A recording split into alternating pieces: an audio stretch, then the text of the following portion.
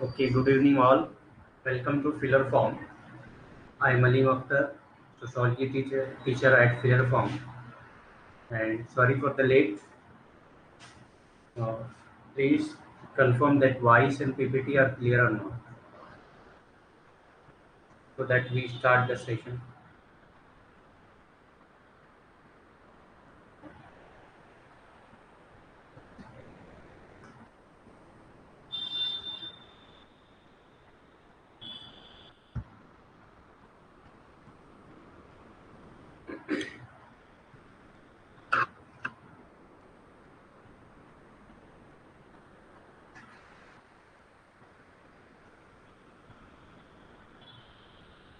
Okay,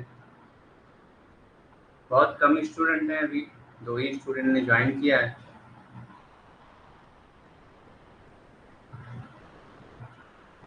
थोड़ा रुक लेते हैं 2 मिनट, फिर स्टार्ट करते हैं.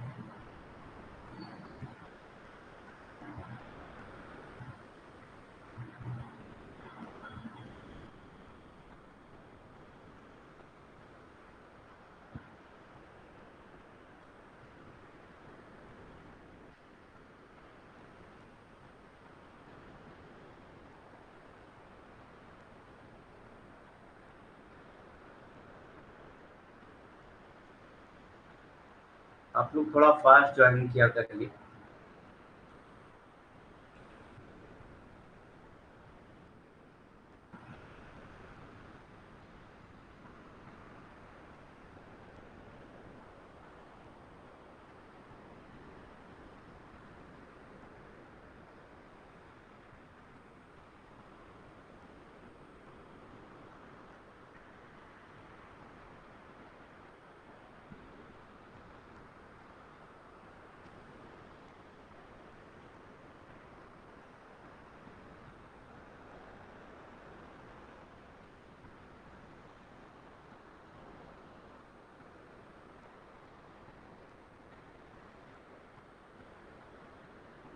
Okay, let's start.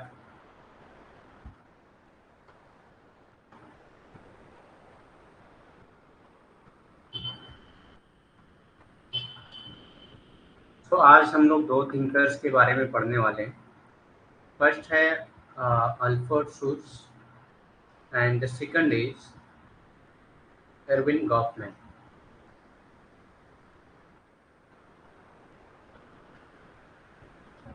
Okay, so first we are going to start with Alfred Schultz. Alfred Schultz was an Australian philosopher and social phenomenologist who worked preached sociological and phenomenological traditions. Means Alfred Schulze जो है एक Australian philosopher थे जो phenomenology और sociology के बीच में जो bridge है उसको इन्होंने ख़त्म किया. ठीक. Shoes is gradually being recognized and one of the 20th century's leading philosopher of social science. इनको जो है 20वीं सदी के सामाजिक विज्ञान के प्रमुख दार्शनिकों में से एक के रूप में पहचाना जाता है. मीन्स 20th सेंचुरी में जो भी सोशोलॉजिकल थिंकर्स थे उनमें इनकी गिनती होती है. Okay. He was born on 13th of April 1899. इनका जन्म 1899 में ऑस्ट्रेलिया में हुआ. 20 मई 1959 को इनके न्यूयॉर्क में यानी कि यूनाइटेड स्टेट में इनकी डेथ हुई. ये इन्फ्लुएंस थे Edmund Husserl, William James, Ludwig von Mises and इनसे जो इन्फ्लुएंस थे वो Thomas Luckmann, Harold Garfinkel, Erving Goffman, ये सब जो है इनसे इन्फ्लुएंस थे.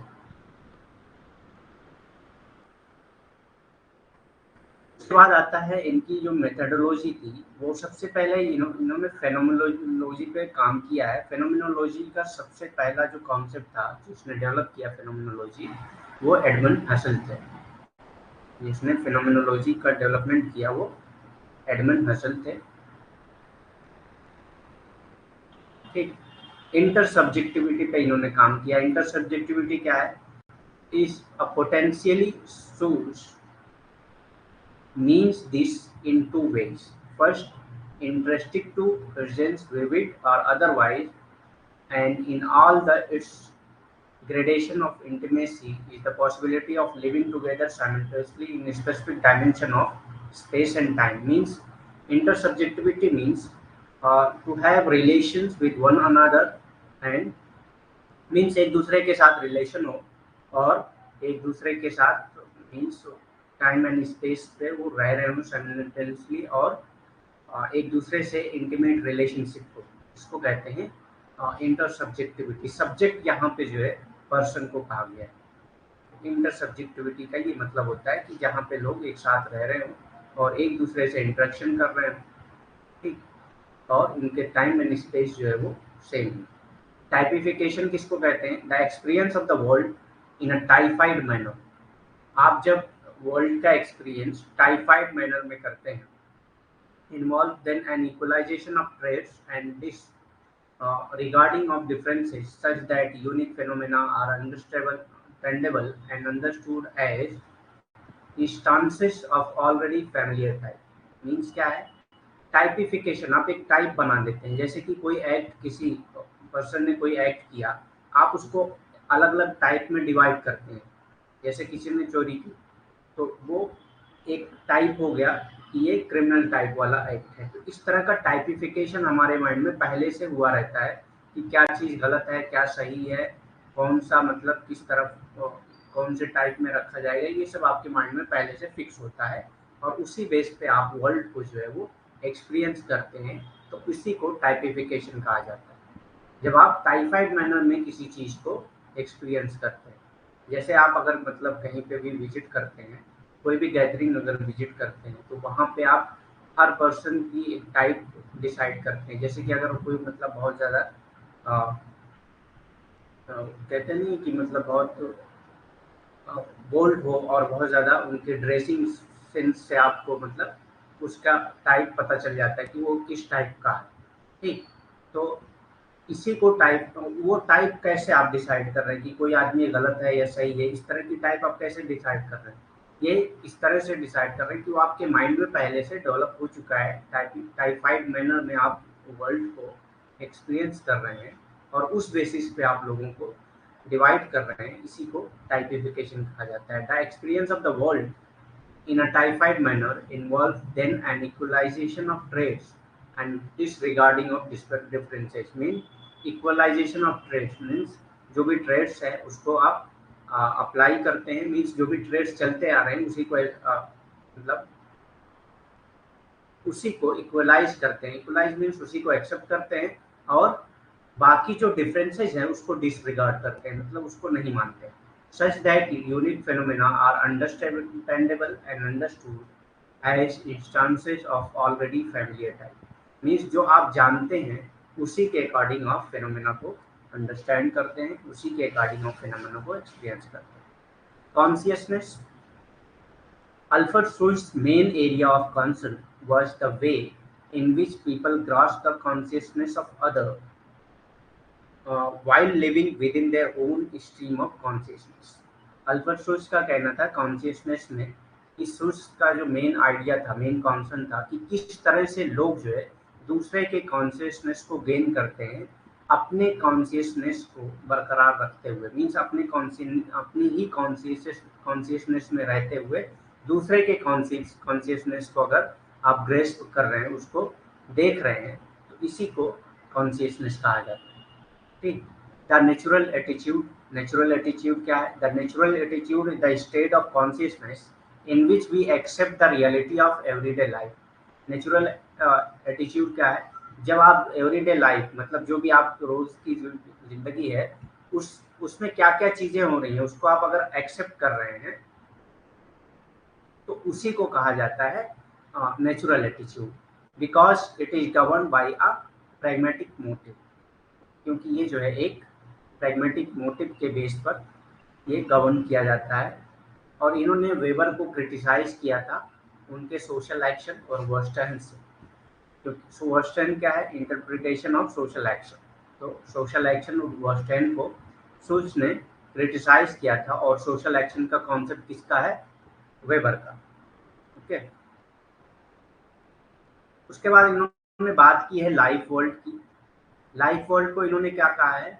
As she understood it was constituted by inner subjectivity. आपके इनर सब्जेक्टिविटी का मैटर होता है लाइफ वर्ल्ड, और person to person social interaction, और एक दूसरे के साथ जो सोशल इंटरेक्शन होता है। मेन जो अल्फ्रेड सुल्ज का काम था वो लाइफ वर्ल्ड पे था, और उसी को डिफाइन करते हुए उन्होंने बहुत सारे पार्ट्स और बहुत सारे अदर टर्म्स भी दिए। ठीक, तो मेन कॉन्सर्न जो इनका था वो लाइफ वर्ल्ड का था। तो ये कहते हैं कि ये इनर सब्जेक्टिविटी से रिलेटेड है और पर्सन टू पर्सन से रिलेटेड है in our day to day experience as human.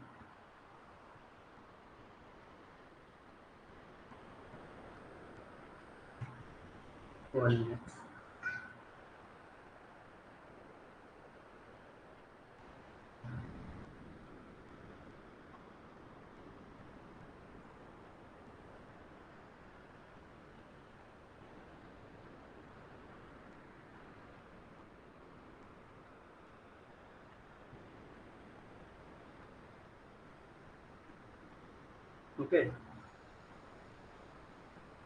As human.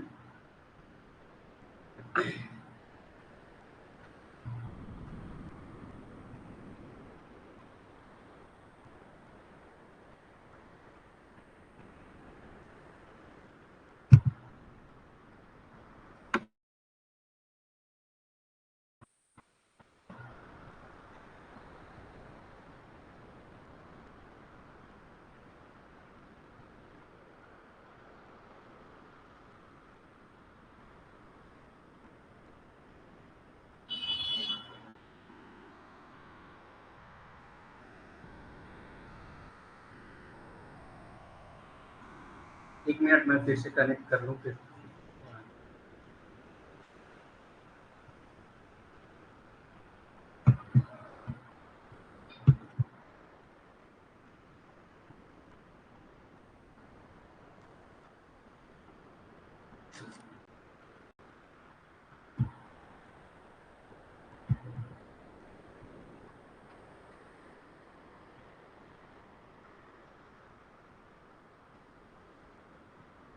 तो लाइफ वर्ल्ड की बात करते हैं। ये लाइफ वर्ल्ड में क्या कहा है इन्होंने कि ये कॉन्स्टिट्यूट करता है in inner sub inter subjectivity और person to person relationship. Inner subjectivity और पर्सन टू पर्सन रिलेशनशिप मतलब inner subjectivity, inter subjectivity. Inter subjectivity मतलब एक सब्जेक्ट से दूसरे सब्जेक्ट में जब इंटरेक्शन होगा तो उसी को इंटर सब्जेक्टिविटी कहा जाता है।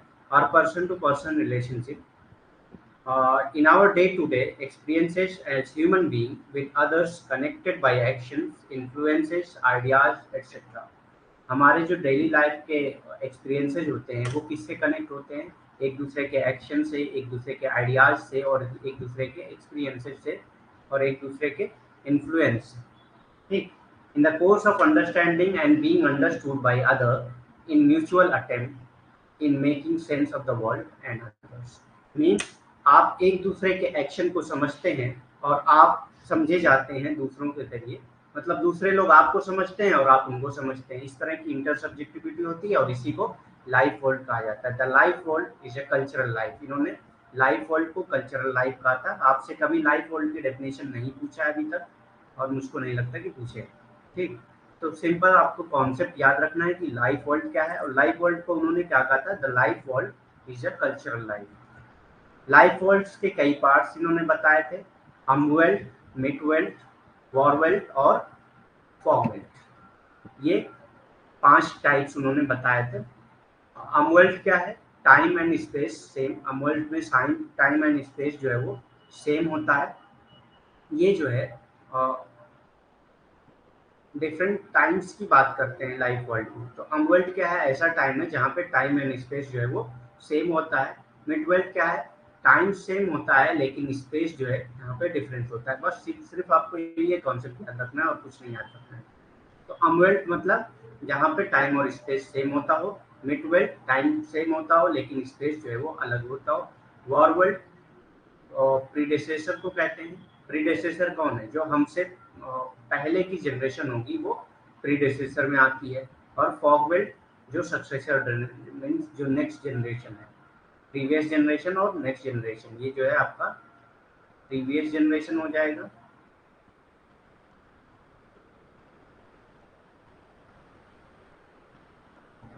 और ये जो है नेक्स्ट जनरेशन।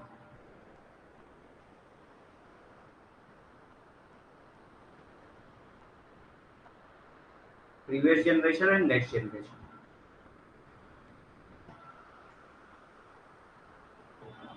तो इसको सिंपल आपको याद रखना है। पहला अगर आपको याद है, ठीक, पहला अगर अमवेल्ट याद है तो आप जो है याद कर सकते हैं इस तरह से, जैसे कि ए एम, डब्ल्यू की जगह पे वी रख दीजिए अमवेल्ट में, और एफ लिख दीजिए।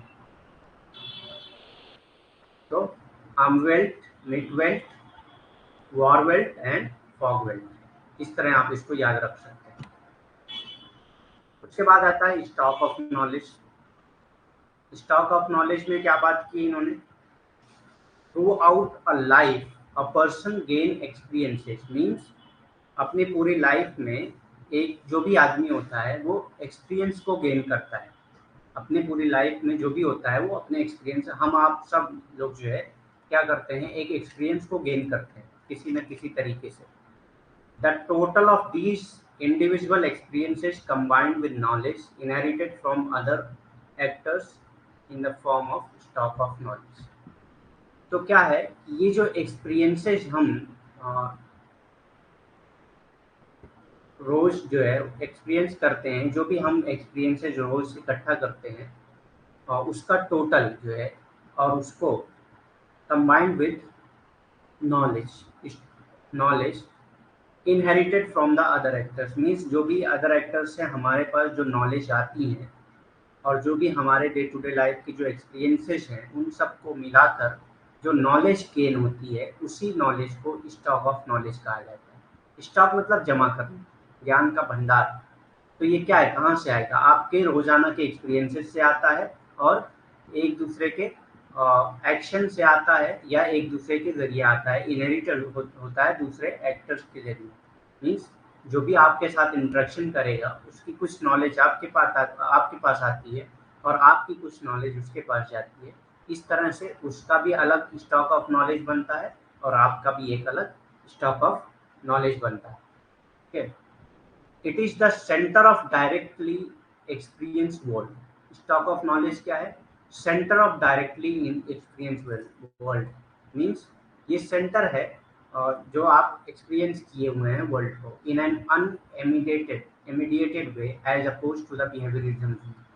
Such believe that much of the individual understanding of the world is given to him as he calls the inherited stock of knowledge. Means वही है कि बहुत सारी नॉलेज आपको दी जाती है, इंडिविजुअल को दी जाती है एक दूसरे के जरिए, इसी को स्टॉक ऑफ नॉलेज कहा जाता है। और कुछ नहीं है इसमें, सिंपल बस यही है कि आपके एक्सपीरियंस के जरिए जो आप नॉलेज गेन करते हैं, और एक दूसरे के एक्सपीरियंसेस से जो आप नॉलेज गेन कर सकते हैं, ये मिलाकर होता है आपका stock of knowledge. Recipe of knowledge क्या होता है? In studies in social theory, social theory में इन्होंने वर्ड यूज किया है रेसिपीज ऑफ नॉलेज का।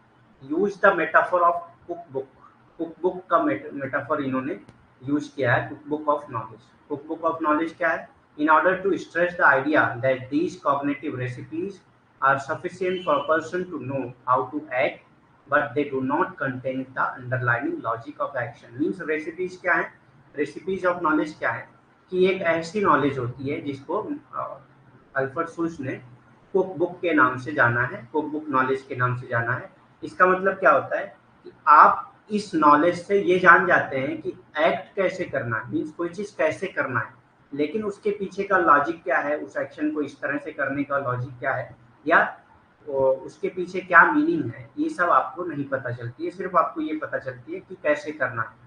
जैसे कि आपको सोसाइटी में अगर रहना है, जैसे कि मान लेते हैं कि अगर मनी अर्न करना है तो किस तरह करना है, और इस तरह वो पूरा आपका डिफाइन होता है, लेकिन उसके पीछे का लॉजिक क्या है ये अगर आपको ना पता हो, किसी भी एक्शन को कैसे करना है ये पता हो, और उसके पीछे का लॉजिक क्या है ये ना पता हो तो इसी को रेसिपी ऑफ नॉलेज कहा जाता है। पैरामाउंट रियलिटी क्या है? पैरामाउंट रियलिटी की बात की है अल्फ्रेड सुल्ज ने। For Schutz it is the world of social action characterized by him as paramount reality. World of social action means जो भी सोशल एक्शन का वर्ल्ड है, मीन्स पूरे वर्ल्ड में सोशल एक्शन हो रहे हैं, उसी सोशल एक्शन को इन्होंने पैरामाउंट रियलिटी कहा है। क्यों कहा है? Because of the constitutive process of the experiences of time, space, sociality and meaning involve in action. क्योंकि क्या होता है, आपका जो एक्शन होता है उसमें बहुत सारी चीज़ें इन्वॉल्व होती हैं। हाँ, जैसे कि because it constituted process of experiences of time means आप टाइम को कैसे एक्सपीरियंस कर रहे हैं, स्पेस को कैसे एक्सपीरियंस कर रहे हैं, सोशलिटी को कैसे एक्सपीरियंस कर रहे हैं, ये सब जो है एक मीनिंग इन्वॉल्व होती है एक्शन में। इसीलिए उन्होंने वर्ल्ड ऑफ सोशल एक्शन को पैरामाउंट रियलिटी कहा। तो उन्होंने वर्ल्ड ऑफ सोशल एक्शन को पैरामाउंट रियलिटी कहा है, ये आपको याद रखना है। और reciprocity of perspective, reciprocity of perspective में क्या कहते हैं ये? The reciprocity of perspective means the presumption of participants in the conversation that the interpretation of their conversation, despite all the individual differences in pattern of interpretation, coincide far enough to be able to talk about the same thing. Means reciprocity of perspective का क्या मतलब होता है? आपके अंदर एक presumption होता है, जो भी पार्टिसिपेंट होते हैं उनके अंदर एक प्रिजम्पशन होता है सर्टेन चीज को लेकर। मीन्स पहले से आप एजम्पशन किए होते हैं कि आप जो करने जा रहे हैं उसका रिजल्ट क्या होगा, और आप जिससे मतलब इंटरेक्शन हो रहा है उसके कन्वर्जेशन में बीच में क्या होगा। All the individual differences in pattern of interpretation, interpretation के पैटर्न में आपको ये सब प्री एजम्पशन मिले हुए होते हैं। वो coincides for enough to be able to talk about the same thing. Means किसी भी चीज़ को बात करने के लिए आपके पास ये इनफ नॉलेज होती है, इनफ प्रिजम्पशन होता है कि आप किसी के साथ मिलकर बात करते हैं। इसी को रेसिप्रोसिटी ऑफ पर्सपेक्टिव कहा जाता है। सिंपल आपको सिर्फ कॉन्सेप्ट याद रखना है, बहुत ज़्यादा डेफिनेशन ये सब नहीं पूछता है। बस पैरामाउंट रियलिटी की बात किसने की थी, रेसिप्रोसिटी ऑफ पर्सपेक्टिव की बात किसने की थी, यही सब पूछता है। और बाकी इसमें अल्फ्रेड सुल्ज से जो ज़्यादा क्वेश्चन आते हैं वो या तो बुक से आते हैं और या तो बस फेनोमेनोलॉजी से क्वेश्चन आते हैं। और बाकी ये सब कॉन्सेप्ट से आपको बहुत ज़्यादा डीप में नहीं पूछता है। डेफिनेशन मैंने इसलिए लिख दिया कि कुछ थोड़ा बहुत तो आपको समझ में आना चाहिए कि मतलब होता क्या है। हैबिचुअल नॉलेज और पोजेशंस, इसको इसका क्या मतलब है? Habitual knowledge and possessions. Habitual possession. The phenomena of habit becomes a central moment of distribution of knowledge that function as a binding notion between familiarity, routine, and interpretative meaning, structure, or system of knowledge. Means एक phenomenology of habit becomes a central moment. Means आपकी habit जो है वो central moment बन जाती है किसी भी knowledge को डिस्ट्रीब्यूट करने के लिए। that function as a binding notion between familiarity, routine and interpretative meaning structure. Means आप स्ट्रक्चर को किस तरह से इंटरप्रिटेट कर रहे हैं, किस तरह से उसको रूटिनाइज कर रहे हैं, और क्या फैमिलियरिटी है स्ट्रक्चर में, ये सब चीज़ें आप हैबिट को ध्यान में रखते हुए इन सब चीज़ों को एक्सपीरियंस करते हैं। और system of knowledge, most of an action is. अब यहाँ पे भी हैबिचुअल ऑफ नॉलेज और पोजीशन की बात आपसे पूछेगा कि हैबिचुअल ऑफ नॉलेज और पोजीशन की बात किसने की, तो सिंपल आपको अल्फ्रेड सुल्ज याद रखना है। Most often action is routine and relatively unreflexive. इन्होंने कहा कि ज्यादातर जो है एक्शन रूटीन होते हैं और अनरिफ्लेक्सिव होते हैं। तो बीस मीन्स सिर्फ आपको ये याद रखना है कि उन्होंने एक्शन के बारे में क्या कहा था। तो कुछ ज्यादातर एक्शन जो है वो रूटीन होते हैं एंड रिलेटिवली अनरिफ्लेक्सिव होते हैं। टॉक्स अबाउट रिफ्लेक्सिव एक्शन, ये रिफ्लेक्सिव एक्शन की बात करते हैं। तो ये भी आपसे पूछ सकता है कि वो talks about या who gave the concept of reflexive action। we they relationship की बात करते हैं। ये we they relationship क्या है? the basis of all relationship for Sulz is what he termed the we relationship. This relationship could only exist when two people met, when two people met and interacted face to face। जब जो है दो लोग मिलते हैं एक साथ और इंटरेक्ट करते हैं फेस टू फेस, मीन्स आमने सामने इंटरेक्ट करते हैं, तो इसको वी रिलेशनशिप कहा जाता है। In this situation the stream of consciousness of each person will be indirectly visible, means in दोनों की कॉन्शियसनेस आप देख सकते हैं कि कौन जो है कॉन्शियस है कौन नहीं, through their voluntary and involuntary action, means वो भी जो काम कर रहे हैं वॉलेंट्री एक्शन या इनवॉलेंट्री एक्शन। वॉलेंट्री एक्शन किसको कहते हैं? वॉलेंट्री एक्शन कहते हैं जिस पे आपका कंट्रोल हो, ऐसे एक्शन जिस पे आपका कंट्रोल हो। इनवॉलेंट्री एक्शन दोज एक्शन जिसमें आपका कंट्रोल ना हो, ऐसे एक्शन जिसमें आपका कंट्रोल ना हो तो उसको इनवॉलेंट्री एक्शन कहा जाता है। वी दे रिलेशनशिप में सिंपल ये है कि जब दो लोग इंटरेक्ट करते हैं फेस टू फेस और उनकी कॉन्शियसनेस को आप देख सकते हैं तो ये वी रिलेशनशिप कहलाता है। Differentiate between art and action, इन्होंने आर्ट एंड एक्शन में डिफरेंशिएट किया है, आर्ट एंड एक्शन को डिफरेंशिएट किया है इन्होंने।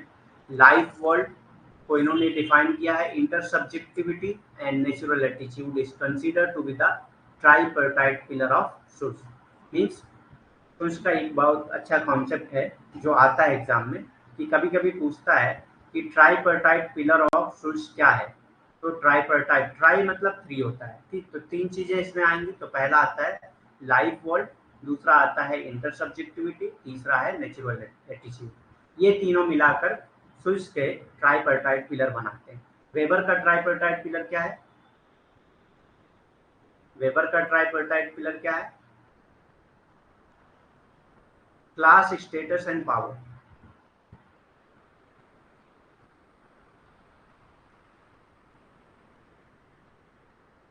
class, status and power. So life, world, intersubjectivity and natural attitude are the tripartite pillar of Schultz. Means life, world, intersubjectivity और natural world को Schultz का tripartite मॉडल कहा जाता है। उसके बाद इनकी बुक है, बुक सबसे ज्यादा इनकी इंपॉर्टेंट है, कॉन्सेप्ट से ज्यादा बुक सबसे ज्यादा इंपॉर्टेंट है। वैसे भी कॉन्सेप्ट इंपॉर्टेंट है, बहुत ज्यादा डीप में नहीं पढ़ना है आपको, सिर्फ जो कॉन्सेप्ट दिए हुए वो पढ़ना है। एक बार हम लोग रिवाइज कर लेते हैं शुरू से क्या क्या कॉन्सेप्ट इन्होंने दिया है। तो मेथडोलॉजी में इन्होंने फेनोमेनोलॉजी की बात की है, फेनोमेनोलॉजी का कॉन्सेप्ट एडमंड हसल ने दिया था, ठीक। तो जब भी आपके क्वेश्चन में फेनोमेनोलॉजी से रिलेटेड क्वेश्चन होगा और एडमंड हसल हैं तो आपका जो आंसर होगा वो एडमंड हसल ही होगा, अगर ये नहीं है तो अल्फ्रेड शुल्ट्ज की तरफ आप जाएंगे। इंटरसब्जेक्टिविटी की बात की है इन्होंने, टाइपिफिकेशन की बात की है, कॉन्शियसनेस की बात की है, द नेचुरल एटीट्यूड की बात की है, प्रैग्मेटिक मोटिव कहा है नेचुरल एटीट्यूड को। इन्होंने क्रिटिसाइज किया है वेबर को और कहा है कि वेबर को क्रिटिसाइज किया है और कहा है कि ये जो है वर्स्टन और एक्शन को क्रिटिसाइज किया है। और लाइफ वर्ल्ड की बात किया है, लाइफ वर्ल्ड के पार्ट बताए हैं जैसे कि अमवेल्ट, मिटवेल्ट, वॉवेल्ट एंड फॉगवेल्ट, जिसको आप UMVF के नाम से या UMVF के नाम से जान सकते हैं, ठीक। वॉवेल्ट और फॉगवेल्ट क्या है? वॉवेल्ट प्रीवियस जनरेशन में और फॉगवेल्ट जो है वो नेक्स्ट जनरेशन की बात है। स्टॉक ऑफ नॉलेज की बात की है, रेसिपी ऑफ नॉलेज की बात की है, पैरामाउंट रियलिटी की बात की है, रेसिप्रोसिटी ऑफ पर्सपेक्टिव की बात की है। तो ये सिर्फ कॉन्सेप्ट आपको अगर याद है ना तो आप आंसर कर सकते हैं आराम से, डेफिनेशन में बहुत डीप में नहीं जाना। हैबिचुअल नॉलेज, जहाँ पे जिस थिंकर्स की कौन सी डेफिनेशन में जाना है वो मैं बता देता हूँ, तो इनकी उतना डेफिनेशन में बहुत डीप में नहीं जाना है। आप अगर प्रीवियस ईयर क्वेश्चन करेंगे ना तो आपको समझ में आएगा कि मतलब कितना किसका, चूंकि देखिए सिलेबस आपका इतना लेंदी है और उस पूरे सिलेबस को पढ़ के कोई फायदा नहीं होता है। मतलब पूरा पूरा सिलेबस आप पढ़ेंगे तो हो सकता है साल 2 साल भी लग जाए पूरा पूरा सोशोलॉजी उठा के रख दिया, लेकिन आपको बस ये मतलब पता होना चाहिए कि क्वेश्चंस कहाँ से बनते हैं। पढ़ाई में सबसे ज़्यादा किसी भी कोर्स की अगर आप तैयारी कर रहे हैं तो सबसे पहले आपको ये पता होना चाहिए कि क्वेश्चन कहाँ से बनते हैं। अगर आपको ये पता चल जाए कि क्वेश्चन कहाँ से बनते हैं और किस टाइप के बनते हैं तो आप सारे आंसर खुद ही कर सकते हैं। तो मैं जो बता रहा हूँ कि मतलब जो अल्फ्रेड शुल्ट्ज के कॉन्सेप्ट पूछे जाते हैं वो सिर्फ और सिर्फ कॉन्सेप्ट ही पूछे जाते हैं, बहुत ज़्यादा डीप में नहीं पूछा जाता कि मतलब उसके डेफिनेशन नहीं पूछी जाती, ठीक। और इन्होंने एक्शन को कहा था कि ये रूटीन है और रिलेटिवली अनरिफ्लेक्सिव होते हैं, और रिफ्लेक्सिव एक्शन की भी बात इन्होंने की है। वी दे रिलेशनशिप का कॉन्सेप्ट दिया इन्होंने, difference between art and action, ये बहुत बार क्वेश्चन पूछा जा चुका है कि who differentiate between art and action. इस बार के एमयू को इसमें ये वाला क्वेश्चन जो है इस बार लखनऊ यूनिवर्सिटी की पीएचडी के एंट्रेंस में भी दिया था कि who differentiate between art and action.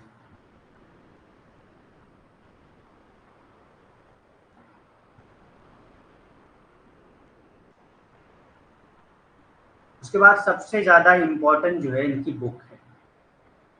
Book से रिलेटेड बहुत सारे क्वेश्चंस आते हैं इनके, तो आपको बुक के क्वेश्चन बुक सारी याद करनी है, मतलब 5 बुक्स हैं, ज़्यादा हैं भी नहीं। तो पहला है the phenomenology of social world और लाइफ वर्ल्ड।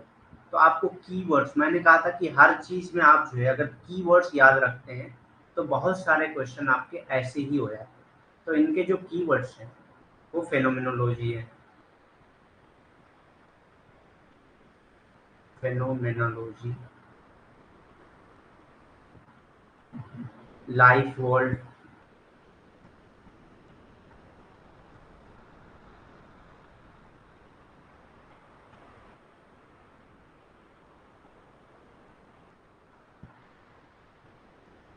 सो फेनोमेनोलॉजी, लाइफ वर्ल्ड्स, ये सब जो है इनके कीवर्ड्स हैं।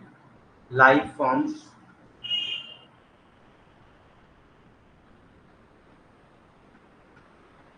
ठीक। तो अगर आपको ये याद है ना तो बहुत सारे बुक के आंसर आप खुद दे सकते हैं। जैसे कि पहला जो क्वेश्चन है इसमें 2 की पॉइंट्स आपके आ जा रहे हैं, तो आपको अगर बुक दिखती है एग्जाम में तो आपको अगर की पॉइंट सिर्फ याद है तो बहुत सारे कॉन्सेप्ट आप जो है आंसर कर सकते हैं। जैसे फेनोमेनोलॉजी से रिलेटेड कॉन्सेप्ट भी है, लाइफ वर्ल्ड से भी रिलेटेड कॉन्सेप्ट है। तो ये सब चीज़ें अगर आपको याद है, कीवर्ड्स की अगर आपको याद है, तो आपके मोस्ट नंबर ऑफ चांसेस होते हैं कि आपके आंसर सही होंगे। तो the phenomenology of social world और लाइफ वर्ल्ड, देखिए दोनों चीज़ आ रही है, फेनोमेनोलॉजी भी आ रही है और लाइफ वर्ल्ड भी आ रही है। तो इसका मतलब ये की बुक अल्फर्ड शुल्ज की है।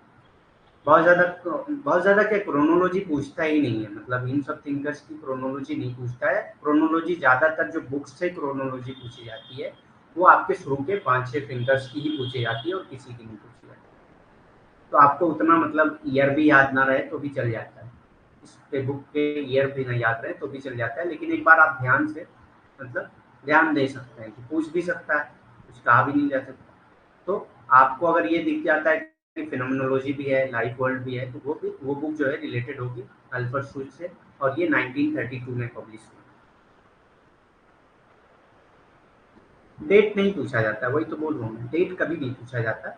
मतलब आप नेट का पेपर दे रहे हैं, कोई मतलब ऐसा थोड़ी ना है कि 11th-12th का पेपर दे रहे हैं, आपसे डेट पूछेगा कि कब पब्लिश हुई, या मतलब बहुत ही कम। अगर आपसे डेट पूछेगा तो ज़्यादातर शुरू के जो 4-5 थिंकर्स हैं उनकी डेट पूछता है और उन्हीं की क्रोनोलॉजी पूछता है, और बाकी किसी की क्रोनोलॉजी नहीं पूछेगा।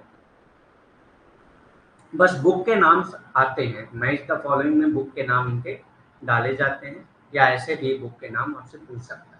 और बुक से भी अगर आपको थोड़ा बहुत बुक के पता है ना कि किसकी बुक है, तो बहुत सारे जो बुक से क्वेश्चन भी उठते हैं ना उसके आंसर भी आप दे सकते हैं। जैसे आपको the stranger and essay in social psychology, the stranger and essay in social psychology 1944 में पब्लिश हुई। अब आपसे इन स्ट्रेंजर से रिलेटेड क्वेश्चन पूछ लिया कुछ भी, जो आप कॉन्सेप्ट ना पढ़े हो अल्फ्रेड शुल्ज के, वैसे मतलब जो भी पीपीटी दी जा रही है उसके बाहर से अभी तक क्वेश्चन नहीं पूछा गया। लेकिन अगर पूछता भी है, जैसे कि आपको बुक का नाम पता है द स्ट्रेंजर, तो आपको अगर स्ट्रेंजर से रिलेटेड क्वेश्चन पूछ रहा है और ये पूछ रहा है कि ये जो एक कॉन्सेप्ट, कुछ भी डेफिनेशन देके ये पूछ रहा है कि ये कॉन्सेप्ट किसने दिया था, तो आपको थोड़ा बहुत अगर याद है कि हाँ अल्फ्रेड शुल्ज की बुक का नाम है द स्ट्रेंजर, तो हो सकता है ये अल्फ्रेड शुल्ज ही हो। अगर ऑप्शन में है तो आपके मोस्ट नंबर ऑफ चांसेस है कि आपका आंसर सही होगा। तो इसलिए बुक थोड़ा सा बहुत ध्यान से आपको देखना चाहिए। तो मैं वैसे भी कीवर्ड्स बता दिया हूँ, तो अगर आपको बुक के नाम भी नहीं याद है तो आप कीवर्ड से भी कर सकते हैं। एक तो बुक आपको खुद याद करनी पड़ती है, बाकी सब कीवर्ड से हो जाते हैं। जैसे कि आपको सिर्फ यहाँ पे द स्ट्रेंजर आपको याद रखना है बस, बाकी इसमें भी फेनोमेनोलॉजी, लाइफ वर्ल्ड आ रहा है, on the phenomenology and social relations, तो फेनोमेनोलॉजी आ रहा है keywords. The structure of life world, life world आ रहा है कीवर्ड्स।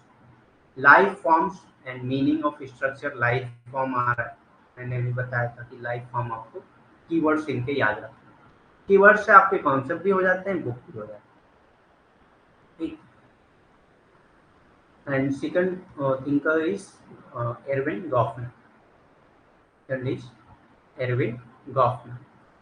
तो एरविन गॉफमैन का कॉन्सेप्ट थोड़ा सा लंबा है, बहुत ज़्यादा कॉन्सेप्ट है। वैसे भी मैंने इन्फॉर्म किया था आपको कि आज जो है 1.25 घंटे की क्लासेस होंगी, और अब से डेली जो है वो 1.25 घंटे की क्लासेस होंगी। उसकी वजह है कि हमारा एग्ज़ाम जो है वो जून में है, और हम ये कोशिश कर रहे हैं कि 15 मई तक हम सिलेबस कंप्लीट कर लें, और उसके बाद हमको सिर्फ practice paper, mock test, previous year paper ये सब करने हैं, ताकि आपके कॉन्सेप्ट इतने मतलब आपके माइंड में इतने अच्छे से वो मीन्स इतने अच्छे से फिट हो जाए कि आप कोई भी क्वेश्चन अगर पूछा जाए आपसे तो आप उसके आंसर करने में आपकी एबिलिटी रहे। तो इसीलिए अगर हम लोग 15 मई तक अपना सिलेबस कंप्लीट करते हैं और उसके बाद हम लोग तैयारी करते हैं, तो चूंकि देखिए फर्स्ट वीक में 10 मई जून के बाद ही पेपर होना है। 10 जून से भी अगर पेपर शुरू होता है ना, तो सोशोलॉजी के पेपर जो है हमेशा लास्ट में होता है, ठीक। तो अगर 10 जून से होगा तो मोस्ट प्रोबेबली सोशोलॉजी का जो पेपर होगा वो 20 उस तक होगा, 20-25 तक। तो हमारे पास तकरीबन 1 महीने पूरा पूरा रहेंगे। अगर हम लोग 15 मई को सिलेबस कंप्लीट कर लेते हैं तो हमारे पास पूरा 1 महीने रहेंगे, और 1 महीने तक अगर हम लोग mock test, previous year papers और बहुत सारे ऐसे क्वेश्चंस करते हैं, related questions, unit wise questions, topic wise questions, तो उसमें क्या होगा कि हमारा बहुत फ़ायदा होने लगेगा। क्योंकि ज़्यादातर आपको कॉन्सेप्ट से ज़्यादा क्वेश्चन करने में आपकी मेमोरी बहुत ज़्यादा शॉर्प होती है, और उससे आपके बहुत सारे कॉन्सेप्ट क्लियर होते हैं। तो इसीलिए हम लोग आज से 1.25 घंटे का क्लास तय किए हैं, और आज से हम लोग 1.25 घंटे की क्लास करेंगे। वैसे तो ये था कि मतलब 10-15 दिन 2 घंटे की क्लासेस कर लिया जाए, लेकिन मैंने ये बोला कि भाई बच्चों को थोड़ा सा मतलब ये रहता है कि 2 घंटे एक साथ बैठना वो थोड़ा मुश्किल हो जाता है। तो 1.25 घंटे अगर रहता है तो 15 मिनट बढ़ रहा है तो उससे कोई फ़र्क नहीं पड़ता होती, और हमारा कॉन्सेप्ट भी क्लियर हो जाए। तो हम लोग आते हैं एरविन गॉफमैन पे। तो आज भी 8:15 तक क्लास रहेगी, और मैं एक चीज़ और इन्फॉर्म कर दूं कि कल और परसों जो है क्लासेस नहीं रहेंगी, यानी कि 4th एंड 5th को क्लासेस नहीं रहेंगी। 4th एंड 5th, क्योंकि मैं जा रहा हूँ लखनऊ, और लखनऊ में मेरा इंटरव्यू है पीएचडी का। आप लोग प्रे करें कि इंटरव्यू क्वालिफाई हो जाए और मैं रिसर्च स्कॉलर हो जाऊँ वहाँ पे।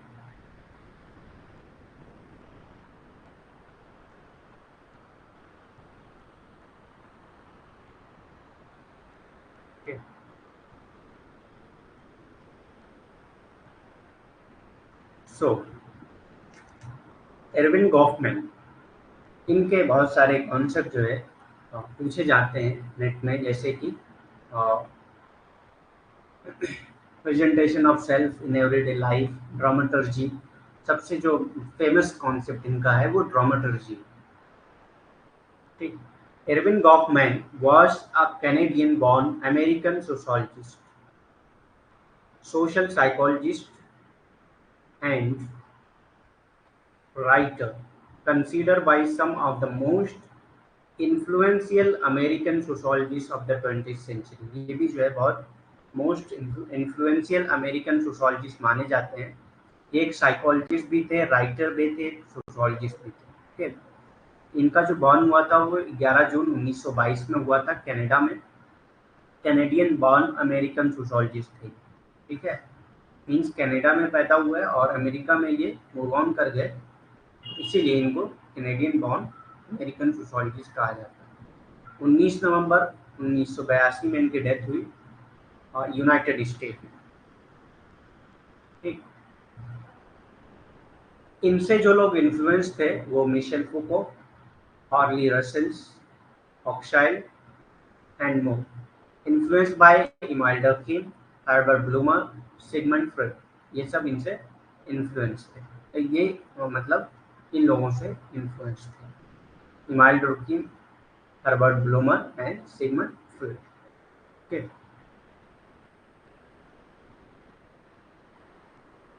आप लोग को अगर कुछ नहीं समझ में आता तो बीच बीच में पूछ भी सकते हैं।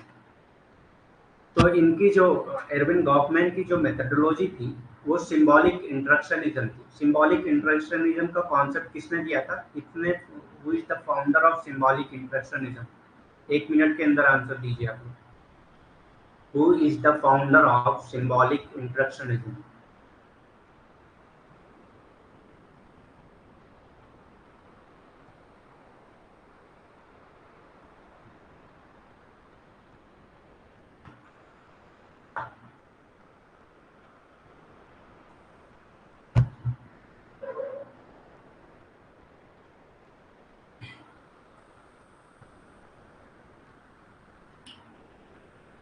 Who is the founder of symbolic instructionism?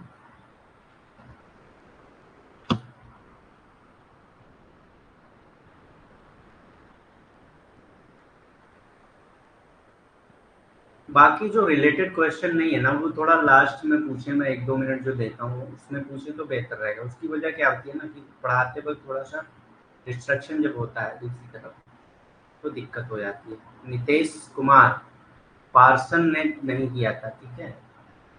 Symbolic इंट्रैक्शनिज्म का कॉन्सेप्ट जो है वो जॉर्ज हर्बर्ट मीड ने दिया। फाउंडर जो है सिंबॉलिक इंट्रैक्शनिज्म के वो जॉर्ज हर्बर्ट मीड।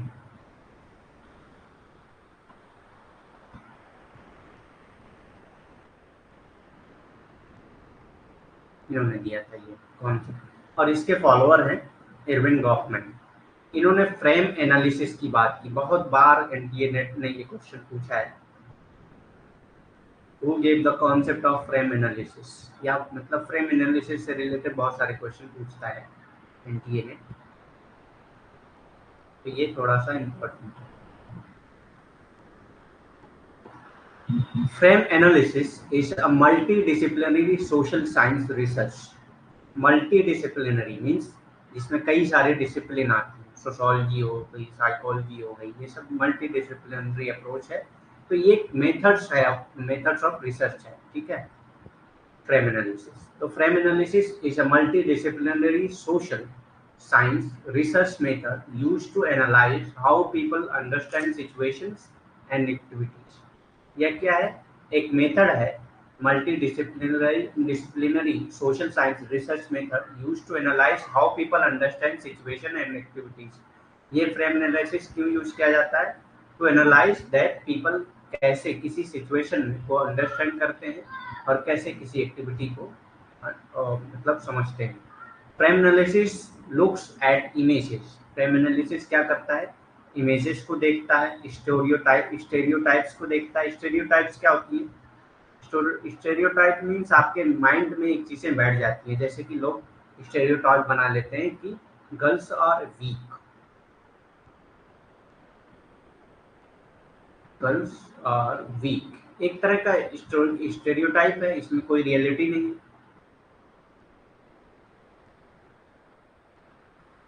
इसमें कोई रियलिटी नहीं है, लेकिन ये स्टेरियोटाइप्स। तो फ्रेम एनालिसिस जो है ये इन चीजों को स्टडी करता है, ठीक। Stereotypes, metaphor, actors, messages and more. It examines how important these factors are and how and why they are chosen. Means ये फैक्टर्स कितने इम्पोर्टेंट हैं, मीन्स ये सब जो फैक्टर्स हैं जैसे कि मैसेज है, एक्टर है, स्टेरियोटाइप है, इमेजेस हैं, तो ये सब कितने इम्पोर्टेंट हैं और ये क्यों चूज किए जाते हैं, क्यों आप यूज करते हैं इन सब चीज़ों को। जैसे कोई अगर स्टेरियोटाइप्स को यूज कर रहा है तो वो क्यों यूज करता है, ये सब चीज़ें समझने के लिए फ्रेम एनालिसिस का यूज किया जाता है social science research. Natural frame and social frame की बात की है इन्होंने। अब फ्रेम एनालिसिस में इन्होंने नेचुरल फ्रेम और सोशल फ्रेम की बात की है। So Goffman posited that we interpret or make sense of everyday events using two primary frameworks। हम जो है हर दिन के जो भी इवेंट्स होते हैं, इवेंट्स मतलब जो भी चीज़ें होती हैं आपकी डेली लाइफ में, उसको हम जो है दो प्राइमरी फ्रेमवर्क के जरिए समझते हैं जैसे कि नेचुरल लॉज। मीन्स इन्होंने कहा था कि दो प्राइमरी तरीके होते हैं। नेचुरल लॉज कौन यूज करते हैं? पॉजिटिविस्ट यूज करते हैं। तो दो तरह से हम चीजों को समझते हैं। पहला है नेचुरल लॉज। नेचुरल लॉज क्या है? Such as those found in physics. Physics के कॉन्सेप्ट को समझने के लिए हम क्या करते हैं? नेचुरल लॉज का ही इस्तेमाल करते हैं।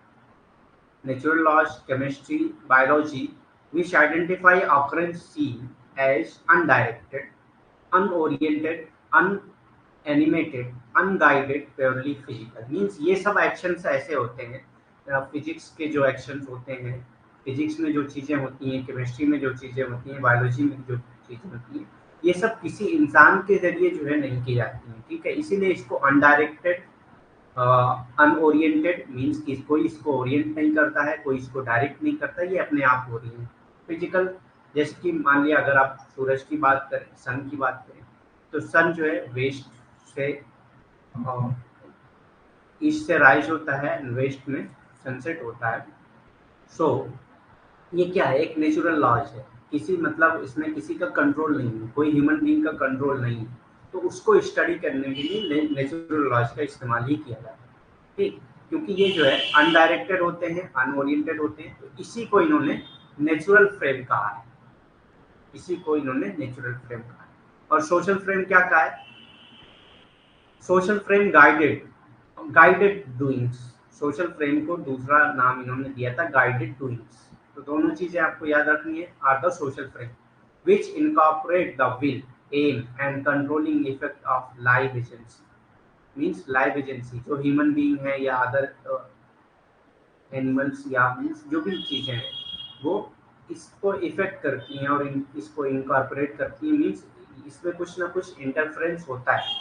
यूजुअली अंडरस्टूड एज ह्यूमन, ज़्यादातर ह्यूमन के तौर पे इसको अंडरस्टूड किया जाता है कि ह्यूमन बीइंग जो है वो सोशल फ्रेम में कुछ ना कुछ अपना मतलब कुछ ना कुछ अपनी इम्पोर्टेंस देते हैं। और ये जो है डायरेक्टेड होता है, ओरिएंटेड होता है और एनिमेटेड होता है। ठीक, और गाइडेड होता है। सारी चीज़ें होती हैं इसमें जो नेचुरल लॉज में नहीं होती। तो दो तरह की फ्रेम एनालिसिस थे, नेचुरल फ्रेम और सोशल फ्रेम। ठीक है, उसके बाद ड्रामेटर्जी, जो मोस्ट इम्पॉर्टेंट कॉन्सेप्ट है इनका, वो ड्रामेटर्जी है। ड्रामेटर्जी में इन्होंने क्या बात की थी? ड्रामेटर्जी में बात इन्होंने की थी प्रेजेंटेशन, मतलब इनकी जो बुक है एक, the presentation of self in everyday life. Means अपने आप को कैसे मतलब आप प्रेजेंट करते हैं लोगों के सामने, इसी को कहा जाता है presentation of self in everyday life. तो ये बहुत ही इंपॉर्टेंट है क्योंकि इससे हर साल क्वेश्चन कुछ ना कुछ क्वेश्चन पूछा ही जाता है। ठीक, तो इन्होंने ड्रामा का जो थिएटर है उसको एज अ मेटाफर यूज किया था। मेटाफर इसको कहते हैं जब आप किसी की जगह किसी चीज का इस्तेमाल करते हैं तो उसको मेटाफर कहा जाता है। इन्होंने कहा कि हमारी जो लाइफ है वो एक ड्रामा के स्टेज की तरह है। वो एक ड्रामा की स्टेज की तरह है जहाँ हम जो है परफॉर्म करते हैं, जहाँ हम जाके परफॉर्म करते हैं। मीन्स हम सोसाइटी में जो भी एक्शन करते हैं वो एक ड्रामेटर्जिकल एक्शन है। मीन्स हम जरूरी नहीं है कि जो आपका इनर सेल्फ है वही आप प्रेजेंट कर रहे हो। एक तरह का ड्रामा है, जैसे जो स्टेज पे प्रेजेंट करते हैं वो पहले से प्रिपेयर करके वहां पे जाके प्रेजेंट करते हैं। तो इस तरह से इन्होंने कहा था कि लोग जो है अपने आप को प्रेजेंट करते हैं सोसाइटी में जैसे कि एक थिएटर होता है ड्रामा का, उसी तरह। और वहाँ पे एक एक्टर अपने आप को प्रेजेंट कर रहा होता है। बहुत इसमें डेफिनेशन बहुत नहीं पूछता। अगर डेफिनेशन पूछेगा भाई ना तो आप मतलब वर्डिंग से इस कॉन्सेप्ट को समझ लेंगे। बस आपको ड्रामाटर्जी का मतलब याद होना चाहिए कि क्या मतलब है। तो ड्रामाटर्जी का सिंपल मतलब ये है कि मतलब एरविन ने कहा था कि हमेशा जो है लोग अपनी लाइफ को एक ड्रामा के तौर पे कंसीडर किया है इन्होंने, गवर्नमेंट ने लोगों की लाइफ को, और लोग अपने आप को कैसे प्रेजेंट करते हैं उसको एक ड्रामा के तौर पे कहा। इसी को ड्रामाटर्जी कहा जाता है।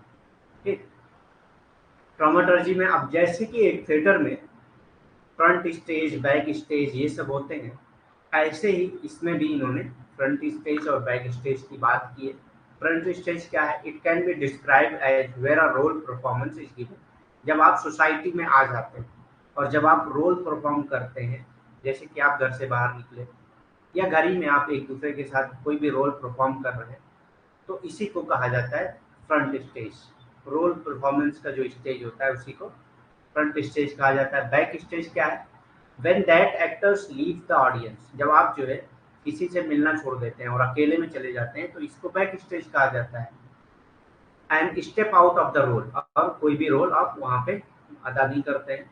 ही और सी गोज बैक स्टेज, तो ये जो है बैक स्टेज कहलाता है। ऑफ स्टेज क्या है? According to Goffman, off stage, finally the off stage region is where individual actor meet the audience member independently of the team performance on the front stage। means independently आप जब किसी individual से मिलते हैं तो उसको ऑफ स्टेज कहा जाता है। तो ऑफ स्टेज से बहुत ज़्यादा क्वेश्चन नहीं पूछते हैं, बस आपका फ्रंट स्टेज और बैक स्टेज से ज़्यादा क्वेश्चन पूछे जाते हैं। ठीक, ऑफ स्टेज बस याद रखना है आपको। Finally the off stage region is where individual actors meet the audience, जब भी इंडिविजुअल एक्टर जो है ऑडियंस से मिलता है। ऑडियंस क्या है? जो भी हम हमारी सोसाइटी में दूसरे लोग हैं हमारे अलावा, वो आपकी ऑडियंस, ठीक, members, independently of the team performance on the front stage. Means जो भी आपका सोशलाइजेशन हुआ है, जिस बेस पे आप परफॉर्म कर रहे थे, उसके अलावा जब आप किसी से मिलते हैं तो उसको ऑफ स्टेज कहा है। स्टिग्मा का कॉन्सेप्ट इन्होंने यूज किया है, इससे भी बहुत सारे क्वेश्चन पूछे गए हैं, बहुत बार पूछे गए। Stigma is an attribute that conveys devalued stereotype, ये भी एक स्टेरियोटाइप है और ये डिवेल्यूएट करता है किसी भी एट्रीब्यूट को। स्टिग्मा कहते हैं कलंक, ठीक, जैसे कि किसी के ऊपर कुछ स्टिग्मा लग जाता है। स्टिग्मा मतलब जैसे सोसाइटी में अगर कोई मतलब क्रिमिनल है तो उसको उसकी तरफ उन लोग उससे बात करना बंद कर देते हैं। एक तरह का स्टीरियोटाइप हो जाता है कि ये क्रिमिनल है तो वो किसी भी चीज़ में सही नहीं है। ठीक, अगर कोई क्रिमिनल है तो मान लेते हैं कि वो क्रिमिनल है। अगर कोई चोर है, चोरी कर रहा है, हो सकता है उसका दिल अच्छा हो, ठीक, भले ही वो चोरी कर रहा हो अपने लाइवलीहुड के लिए, लेकिन दिल अच्छा हो। लेकिन हम क्या करते हैं, एक स्टिग्मा अटैच कर देते हैं उससे, दैट इज एक स्टीरियोटाइप अपने माइंड में बना लेते हैं उसके खिलाफ। इसी को स्टिग्मा यूज किया है। अब स्टिग्मा को डिफाइन किया है क्या? Stigma is an attribute that is deeply discrediting. Discrediting means जब आप किसी चीज को क्रेडिट नहीं देते हैं, मीन्स किसी चीज की आप तारीफ नहीं करते हैं, किसी चीज को एक्सेप्ट नहीं करते हैं, तो उसी को कहते हैं। ऐसे एट्रीब्यूट्स या ऐसे एटीट्यूड्स किसी भी एक्टर्स के जिसको डिस्क्रेडिट कर दिया गया हो, उसी को स्टिग्मा कहा जाता है। A discredited attributes could be readily discernible such as one's skin color। discernible, discernible means जो आप दिखा नहीं सकते, इस तरह का भी स्टिग्मा होता है।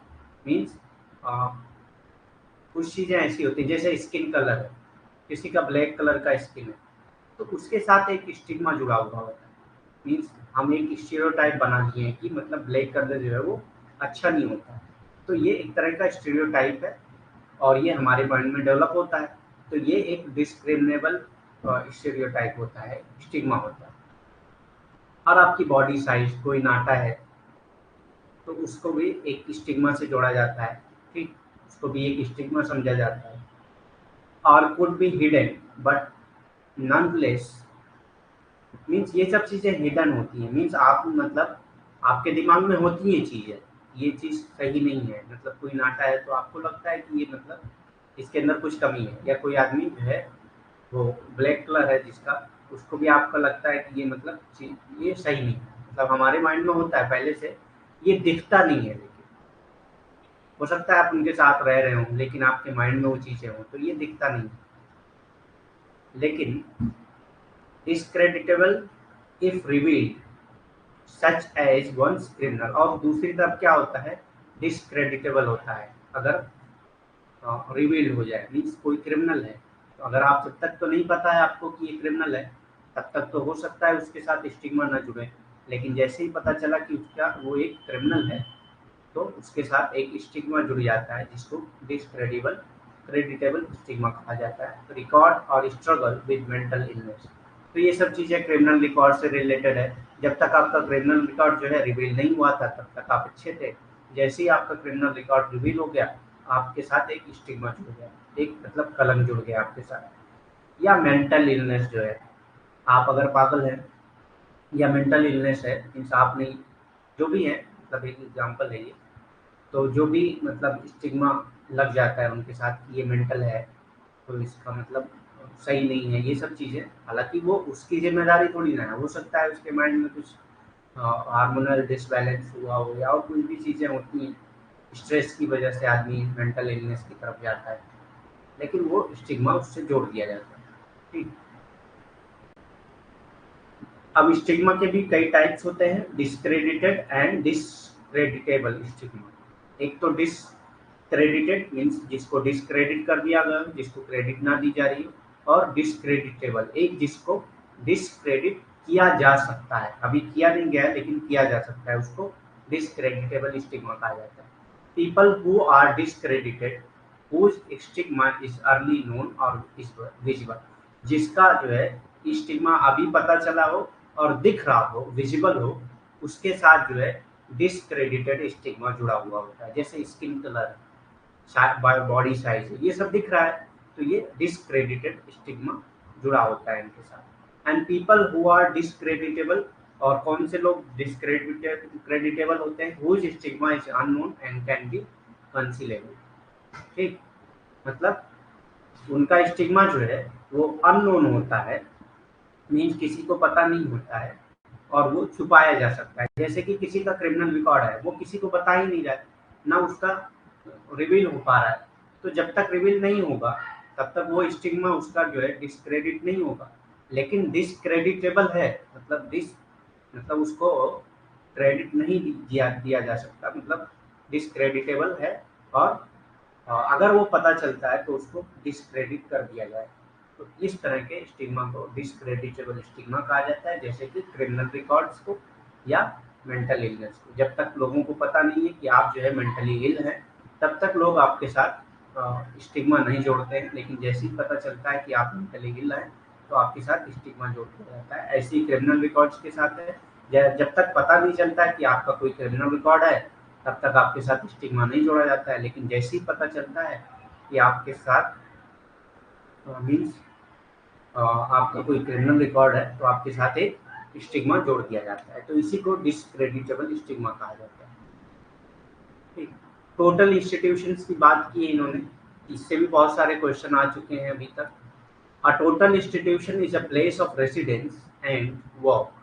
टोटल इंस्टीट्यूशन ये क्या है, प्लेस ऑफ रेसिडेंस और वर्क है, where a large number of like situated individual cut off from the wider society from an uh, appreciable period of time, means कुछ टाइम्स के लिए लोगों को एक अलग जगह पर रख दिया जाता है, मेन स्ट्रीम सोसाइटी से अलग करके रख दिया जाता है, उसी को टोटल इंस्टीट्यूशन कहा जाता है। जैसे कि जेल, जेल क्या है, एक टोटल इंस्टीट्यूशन का टाइप्स है, जहाँ पे लोगों को एक तरह के मीन्स वहाँ पे सारे क्रिमिनल्स होते हैं, उनको रखा जाता है और उनको सोसाइटी से एकदम कट ऑफ कर दिया जाता है, सोसाइटी से अलग रखा जाता है। मेंटल हॉस्पिटल्स जो है वो ये टोटल इंस्टीट्यूशन का पार्ट है। आपका जो रिहेबिलिटेशन सेंटर है, जहाँ पे ड्रग्स वगैरह को छुड़वाया जाता है, या मतलब जो भी और चीज़ें होती हैं वो रिहेबिलिटेशन सेंटर में, तो रिहेबिलिटेशन सेंटर भी एक तरह का टोटल इंस्टीट्यूशन है। तो टोटल इंस्टीट्यूशन कहाँ क्या है, जहाँ पे लाइक माइंडेड लोगों को रखा जाता है। जैसे कि अगर कोई मेंटल हॉस्पिटल है तो वहाँ पे मेंटल लोगों को ही रखा जाएगा ना, ऐसा थोड़ी ना कि किसी को भी रख दिया जाएगा वहाँ पे। एक तरह के लोग रहते हैं और उनको सोसाइटी से कट ऑफ कर दिया गया हो, तो उसी को टोटल इंस्टीट्यूशन कहा जाता है, जहाँ पे वो रह रहे हैं उसी को। ठीक, जैसे कि मेंटल हॉस्पिटल है, रिहेबिलिटेशन सेंटर है, जेल है, ये सब क्या है, तो आपका टोटल इंस्टीट्यूशन में आ जाता है। जेल में भी सारे क्रिमिनल्स हैं, ठीक, और उनको भी सोसाइटी से अलग कर दिया गया है। रीसोशलाइजेशन की बात किया इन्होंने। Resocialization as a process of treating down and rebuilding and individual rules and socially constructed sense of self. जैसे कि रीसोशलाइजेशन कैसे होता है, एक आदमी मेंटली इल है, उसको जो है ट्रीट किया जाता है और उसको रीसोशलाइज किया जाता है, रिसोशलाइज किया जाता है ताकि वो जो है मेन स्ट्रीम सोसाइटी को फिर से ज्वाइन कर सके, मेन स्ट्रीम सोसाइटी को फिर से ज्वाइन कर सकते हैं। कोई क्रिमिनल है, क्रिमिनल को जेल में क्यों रखा जाता है? क्रिमिनल को जेल में इसलिए रखा जाता है कि उसको रिसोशलाइज करने के लिए, ताकि उसको समझाया जा सके कि तुमने जो किया है वो बहुत गलत चीजें हैं, जेल में इसीलिए रखा जाता है। तो हो सकता है वो सोशलाइज होकर फिर आके एक अच्छा इंसान बन जाए। ठीक। तो resocialization as a process of treating down and rebuilding an individual role and socially construction sense of self means जो भी उसने अपने आप को बनाया है उसको भुलवा कर एक नए रोल में जब उसको डाला जाता है, जैसे कि वो क्रिमिनल था, अब वो क्रिमिनल में इसका रोल क्या था? क्राइम करना। अब उसको जो है उसका रोल चेंज करके एक अच्छा इंसान बनाया जा रहा है, तो ये एक तरह का रिसोशलाइजेशन है। It is often a deliberate and intense social process. ये जो है बहुत डेलिब्रेट और इंटेंस सोशल प्रोसेस होता है। मीन्स एक क्रिमिनल को ट्रीट करना और उसको सही मतलब एक अच्छा ह्यूमन बीइंग बनाना बहुत ही मुश्किल काम होता है। ऐसी ही एक मेंटल हेल्थ को ठीक करना, उसको एक इस लायक बनाना कि वो मेन स्ट्रीम सोसाइटी को फिर से ज्वाइन कर सके, ये भी बहुत ही मुश्किल काम होता है। इसीलिए इसको कहा गया है कि ये बहुत ही डेलिब्रेटेड और इंटेंस सोशल प्रोसेस है and it involves around the notion that if something, और ये इस नोशन में बिलीव करते हैं कि अगर कोई चीज सीखी जाती है, that if something can be learned it can be unlearned। जो भी आप सीख सकते हैं उसको भुलवा भी सकते हैं, उसको अनलर्न भी कर सकते हैं। जो भी आप सीखे हैं उसको भुला भी सकते हैं, उसको छोड़ भी सकते हैं। जैसे कोई क्रिमिनल है तो वो क्राइम सीखा है, अब उस क्राइम को वो भूल कर क्राइम को छोड़ भी सकता है।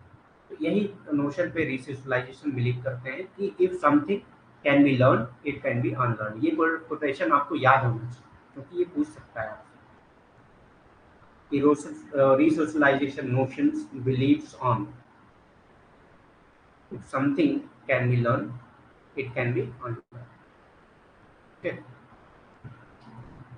अजाइलम क्या है? Asylum is an analysis of life in total institution. Total institution में जो आपकी लाइफ है उसके एनालिसिस को अजाइलम कहा जाता है। अजाइलम स्टेट में आप होते हैं। Close work like prison, army camps, boarding school, nursing homes and mental hospital, ये सब क्या है? यहाँ ये सब क्या है? टोटल इंस्टीट्यूशन के पार्ट है। और इसी में जो लोग जिंदगी जी रहे हैं उनकी जिंदगी का मतलब एनालिसिस जो है वो अजाइलम कहलाता है। It focus on the relationship between the inmate and the institution. मतलब एक जो आदमी वहां रह रहा है मेंबर, और उसका रिलेशन क्या है इंस्टीट्यूशन के साथ। मीन्स एक क्रिमिनल का क्या रिलेशन है जेल के साथ, इसी को अजाइलम कहा जाता है। ठीक है। How the setting affect the person and how the person can deal with the life on the inside। Means ये जेल के जो सिस्टम्स हैं वो कैसे क्रिमिनल के ऊपर इफेक्ट कर रहे हैं, क्या इफेक्ट डाल रहे हैं, और कैसे ये जो है जेल्स के रूल्स एंड नॉर्म्स को ऑक्युपाई कर रहा है और कैसे अपनी लाइफ को वहाँ पे डील कर रहा है, कैसे वो वहाँ पे जो भी नॉर्म्स एंड रूल्स हैं उसको कैसे फॉलो कर रहा है। इसी को अजाइलम कहा जाता है। मोडिफिकेशन ऑफ सेल्फ का कॉन्सेप्ट दिया है इन्होंने। Modification of self is a term used by government to describe the debilitating effect an individual experience upon admittance into a social institution। जब भी कोई भी सोशल इंस्टीट्यूशन में जाता है तो वो अपने आप को भूल जाता है। मोर्टिफिकेशन मतलब क्या होता है? अपने आप को खत्म कर देना, अपने आप का अपना सेल्फ खत्म कर देना। मीन्स आपकी जो पहले आप जो थे वो खत्म होकर आपका दूसरे चीज में रिसोशलाइजेशन हो जाता है। इसी को मोडिफिकेशन ऑफ सेल्फ कहा जाता है। जैसे कि क्रिमिनल है, वो क्रिमिनल है, उसका सेल्फ जो है एक तरह क्रिमिनल माइंड का, उसका सेल्फ जो है एक क्रिमिनल की तरह, और उसको जो है वो भुलवा कर टोटल इंस्टीट्यूशन में एक दूसरी लाइफ जीता है। इसी को मोडिफिकेशन ऑफ सेल्फ कहा जाता है। तो मोडिफिकेशन ऑफ सेल्फ के कॉन्सेप्ट से भी क्वेश्चन आता है। Modification of self is a term used by government to describe the deliberating effect an individual experience. Means क्या इफेक्ट एक इंडिविजुअल जो एक्सपीरियंस करता है जब वो टोटल इंस्टीट्यूशन का पार्ट बनता है, जब वो टोटल इंस्टीट्यूशन का पार्ट बनता है तो उसका एक्सपीरियंस क्या होता है, इसी को मोटिफिकेशन ऑफ सेल्फ कहा जाता है। Presentation of self in everyday life, ये एक बुक का नाम भी है इनके और कॉन्सेप्ट भी है इनका, और इसी के बेस पे इनके सारे कॉन्सेप्ट हैं। ठीक, the presentation of self in everyday life is a 1956 sociological book by Ervin Goffman, in which the author uses the imaginary of the theater in order to portray the importance of the human social interaction. Means presentation of self in everyday life में ये क्या बताते हैं, इन्होंने explain किया है कि जो भी इंडिविजुअल है वो अपने अपने सेल्फ को करता है किसी के सामने, तो वो एक ड्रामा के तौर पे प्रेजेंट करता है अपने आप को सोसाइटी में। तो उन्होंने थिएटर का वर्ड यूज किया है कि जो लाइफ है वो थिएटर की तरह है और वो एक ड्रामा करता है जब भी वो अपने सेल्फ को प्रेजेंट करता है। This approach would become known as Goffman dramaturgical analysis, और इसी अप्रोच को ड्रामेटर्जिकल एनालिसिस कहा जाता है जो हम पहले पढ़ चुके हैं। रोल डिस्टेंस का कॉन्सेप्ट इन्होंने दिया था। ठीक, तो रोल से रिलेटेड ज़्यादातर कॉन्सेप्ट मर्टन ने दिया है, लेकिन आपको ये याद रखना है कि रोल डिस्टेंस का कॉन्सेप्ट जो है वो एरविन गॉफमैन ने दिया। Role distance is a term coined by Ervin Goffman that refers to the detachment of the performer from the role he or she is performing। जो भी रोल वो perform कर रहा है उससे उस आदमी का जो वो काम कर रहा है उसका क्या डिटैचमेंट है। डिस्टेंस मतलब दूरी बनाए। ठीक, जैसे कि अगर जो है एक बीटेक स्टूडेंट है, अगर एक बीटेक स्टूडेंट है, ठीक, वो जो है किसी कंपनी में एचआर है। एचआर क्या है, मैनेजमेंट का स्टूडेंट जो है ये काम करता है, तो वो एक तरह का डिटैचमेंट होगा उसका वर्क से। जैसे लोग कहते हैं ना कि मैं तो ऐसे ही कर रहा हूँ ये काम, या कोई इंटरेस्ट नहीं है, तो एक तरह का डिटैचमेंट है उस काम में। तो इसी को कहा जाता है, जब आपका जो है आपके रोल के साथ डिटैचमेंट होता है तो इसी को रोल डिस्टेंस कहा जाता है। जैसे कि कोई आदमी बहुत ज़्यादा क्वालिफाइड है लेकिन वो बहुत छोटे स्कूल में या बहुत छोटे कंपनी में जॉब कर रहा है, तो वो क्यों करता है, ऐसे ही करता है क्योंकि कहीं भी नहीं मिल रहा है, तो एक तरह का उसका डिटैचमेंट होता है अपने रोल के साथ, तो इसी को कहा जाता है रोल डिस्टेंस। जब भी आपका रोल और आपके साथ थोड़ा सा डिटैचमेंट होता है तो उसी को रोल डिस्टेंस कहा जाता है। ठीक है, Role distance is a term coined by Ervin Goffman that refers to the detachment of the performer from the role he or she is performing।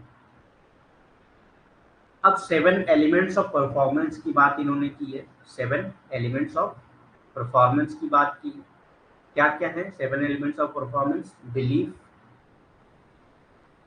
Belief है द फ्रंट और the mask, dramatic dramatic realization and the next. ठीक, belief क्या है? It is important even it can not be judged by others, the audience can only try to guess whether the performance is sincere or cynical। Belief क्या है? कि आपका एक belief होता है कि मेरे सामने हमेशा ऑडियंस प्रेजेंट है।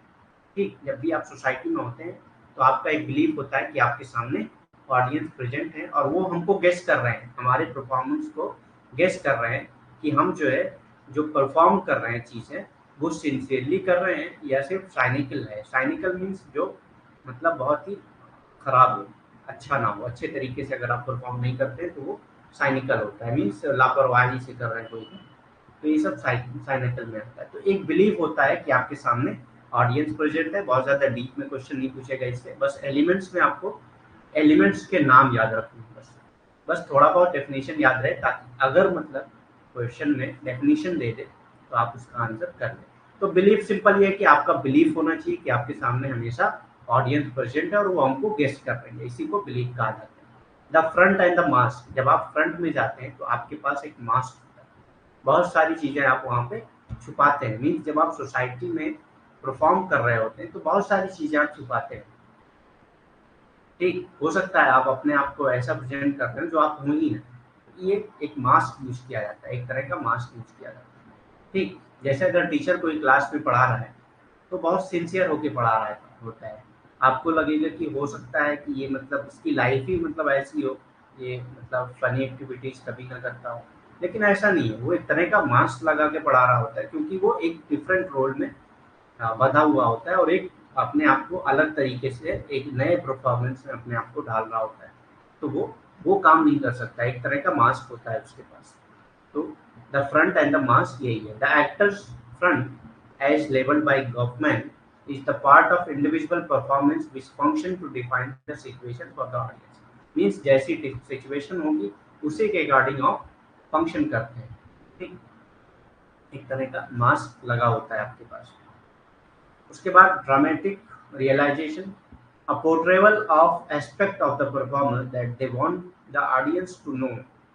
मीन्स ड्रामेटिक रियलाइजेशन क्या है, जो मतलब परफॉर्मर है वो चाहता है किसी चीज को बताना, किसी चीज को बताना चाहता है अगर ऑडियंस को, तो वो ड्रामेटिक रियलाइजेशन करता है। When the performer wants to stress something they will carry on dramatic realization. Means किसी चीज को बहुत ज्यादा फोकस करता है तो उसको ड्रामेटिक रियलाइजेशन तक लाता है। मीन्स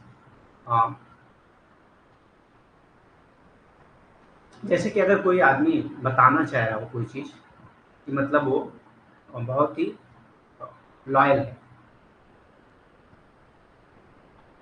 तो एक तरह का वो ड्रामेटिक रियलाइजेशन क्रिएट करेगा जिससे आपको पता चल सके कि वो लॉयल इंसान है। मीन्स वो उसी तरह से परफॉर्म करेगा और चाहेगा कि लोग जाने कि वो एक लॉयल इंसान है। तो इसी को कहते हैं ड्रामेटिक रियलाइजेशन। तो ये तीसरा एलिमेंट है परफॉर्मेंस का। चौथा क्या है, आइडियलाइजेशन। परफॉर्मेंस में be subjected to idealization suggesting that performer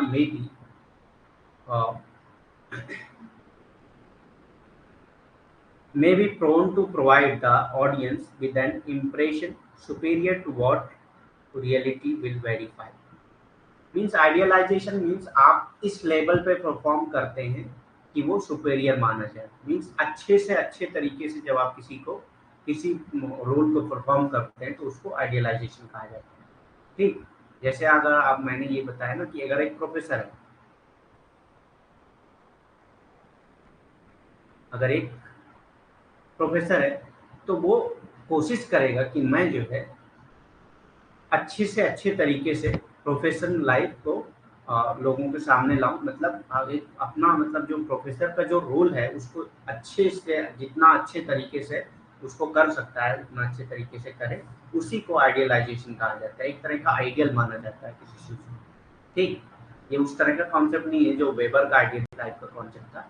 idealisation means जब आप किसी मतलब जो बहुत ही हाई लेवल की चीजें हैं, हाई रियलिटी की चीजें हैं जिसको बहुत ही अच्छा माना जाने लगा, उस तरह के उस बेस पे अगर आप अपने रोल को परफॉर्म करते हैं तो उसको आइडियलाइजेशन कहा जाता है। ठीक, उसके बाद आता है miss representation. Performers habitually misrepresent certain fact but tend to avoid telling uh, their faced lies because of the risk of being caught। Instead, they tend to uh, insinuate use in innuendo and selectively withhold information। Means इसमें क्या होता है, कुछ miss representation हो जाता है और जो है परफॉर्मर उसको एक्सेप्ट नहीं करना चाहता, क्योंकि वो जानता है कि अगर मैं जो है इसको एक्सेप्ट कर लूँ कि मुझसे गलती हो गई है, मैं कोई चीज़ मिस रिप्रेजेंट कर दिया हूँ। मिस रिप्रेजेंट मतलब कोई चीज़ आप गलत तरीके से रिप्रेजेंट कर रहे हैं तो उसी को मिस रिप्रेजेंटेशन कहा जाता है। लेकिन उसको जो है वो एक्टर जो है वो एक्सेप्ट करना नहीं चाहता, क्योंकि उसके पास रिस्क होता है कि वो पकड़ा जाएगा इस चीज़। Instead they tend to means उसको मतलब वो क्या कहेंगे, उसको मतलब छुपाना चाहता है और उसको मतलब एक्सप्लेन करना चाहता है कि जो भी कहा गया वो सही है। ठीक, as government acknowledge the idea of misrepresentation applies most obviously to criminals. Means जो क्रिमिनल है वो अपने आप को मिस रिप्रेजेंट करेगा कि वो क्रिमिनल नहीं है। चोर से आप कभी भी पूछेंगे कि तुम चोर हो तो नहीं कहे कि चोर है, तो एक तरह का मिस रिप्रेजेंटेशन है। वो अपने आप को रिवील नहीं करेगा क्योंकि वो जानता है कि वो पकड़ा जाएगा फिर उसके साथ एक स्टिग्मा जुड़ जाएगा। लॉयर्स है, फ्रॉडर्स है, ये सब अपने आप को मिस रिप्रेजेंट करते हैं सोसाइटी में। मीन्स क्रिमिनल अगर रिप्रेजेंट कर दे कि वो क्रिमिनल है तो लोग उससे भागेंगे नहीं, वो क्राइम कैसे करेंगे। तो इस तरह से वो अपने आप को मिस रिप्रेजेंट करते हैं और वो अपने आप को, अपना ट्रू सेल्फ को रिवील नहीं करना चाहते क्योंकि वो जानते हैं कि वो पकड़े जाएंगे। ठीक।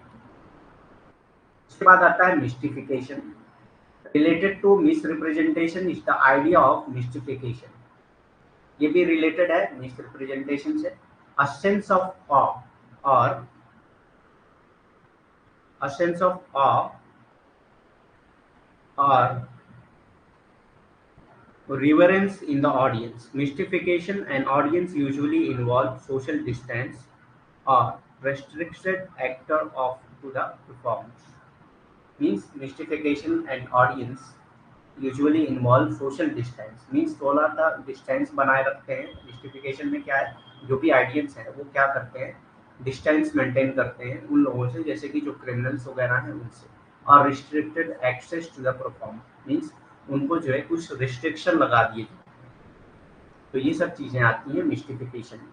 Maintenance of expression, expressive control, means आप अपने एक्सप्रेशन को मेंटेन करते हैं। आप जब भी सोसाइटी में होंगे तो बहुत सारे इंटरनल एक्सप्रेशन आपके होते हैं, वो आप मेंटेन करते हैं। ठीक। मीन्स आप जो है अगर मान लिए किसी डेथ में है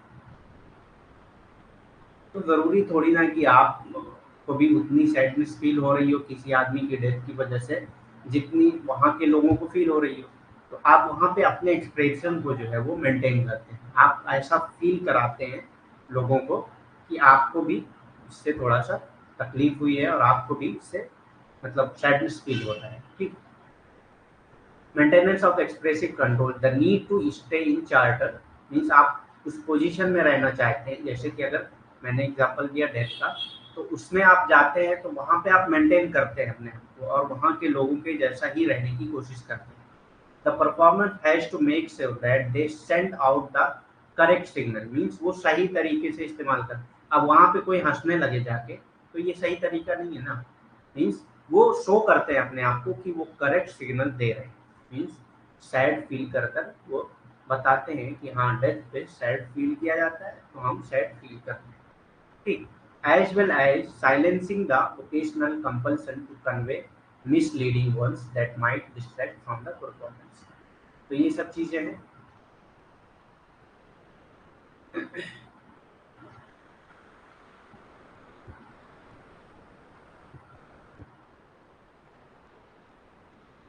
या अगर आप कोई मतलब मिस रिप्रेजेंटेशन करते हैं तो उसको मतलब मेंटेन करते हैं कि मतलब मैं उस तरह का नहीं हूँ। जैसे कोई अपने आप को क्रिमिनल है और उस मिस रिप्रेजेंट कर रहा है कि मतलब वो जो है क्रिमिनल नहीं है, अच्छा आदमी है, तो वो अच्छा आदमी अपने आप को मेंटेन करके रखेगा। इस तरह के एक्सप्रेशन मेंटेनेंस को मेंटेनेंस ऑफ एक्सप्रेसिव कंट्रोल कहा जाता है।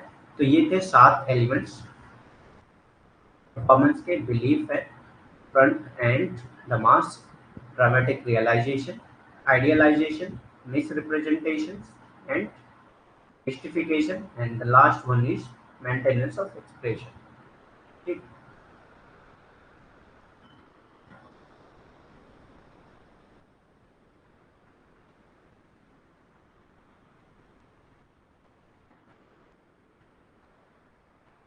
पूरा ही कर लेते हैं क्योंकि बात ये कि कल फिर दूसरी टॉपिक शुरू होगी तो फिर दिक्कत होगी। ज़्यादा नहीं है अभी, 7 एलिमेंट्स हो ही गए हमारे। उसके बाद आता है encounters. In Goffman analysis a social encounter is a, social encounter किसको कहा जाता है? Social encounter is a precarious affair in which each of the participants desperate, desperately hopes to survive without disaster or mishap। Means without disturbance जो है वो एक दूसरे के साथ मिलजुल कर रहते हैं, उसी को इनकाउंटर कहते हैं। आप एक दूसरे के साथ मिलते हैं, इनकाउंटर मतलब एक दूसरे से बात करना, मिलना। In Goffman analysis a social encounter is a precarious affair in which each of the participants desperately hope to survive without disaster or mishap। बगैर किसी नुकसान के, किसी दुर्घटना के जीवित रहने की सख्त उम्मीद करता है उसी को। हॉफमैन के विश्लेषण में एक सामाजिक मुठभेड़ एक अनिश्चित मामला है जिसमें प्रत्येक प्रतिभागी आपदा या दुर्घटना के बिना, मतलब बगैर किसी डिस्टर्बेंस के बिना, वो एक दूसरे से इनकाउंटर करते हैं और एक दूसरे से इंटरेक्शन करते हैं। इसी को उन्होंने इनकाउंटर के तौर पर डिफाइन किया। तो आपसे ये पूछ सकता है वो game the concept of encounters. ठीक, उसमें आपको यही बताना है कि ये इनकाउंटर जो कॉन्सेप्ट है, इसमें जो है पार्टिसिपेंट एक जगह पे सरवाइव करते हैं बगैर किसी डिजास्टर के या मिसहैप के। डिस्क्रिपेंट रोल क्या होता है? Goffman next describe a special discrepant role, the non person. This label attaches to anyone whose presence or absence at a performance is inconsequential from the performance viewpoint. The show can go on just as if the non-person were not there. Usually, these individuals are in socially subordinate position.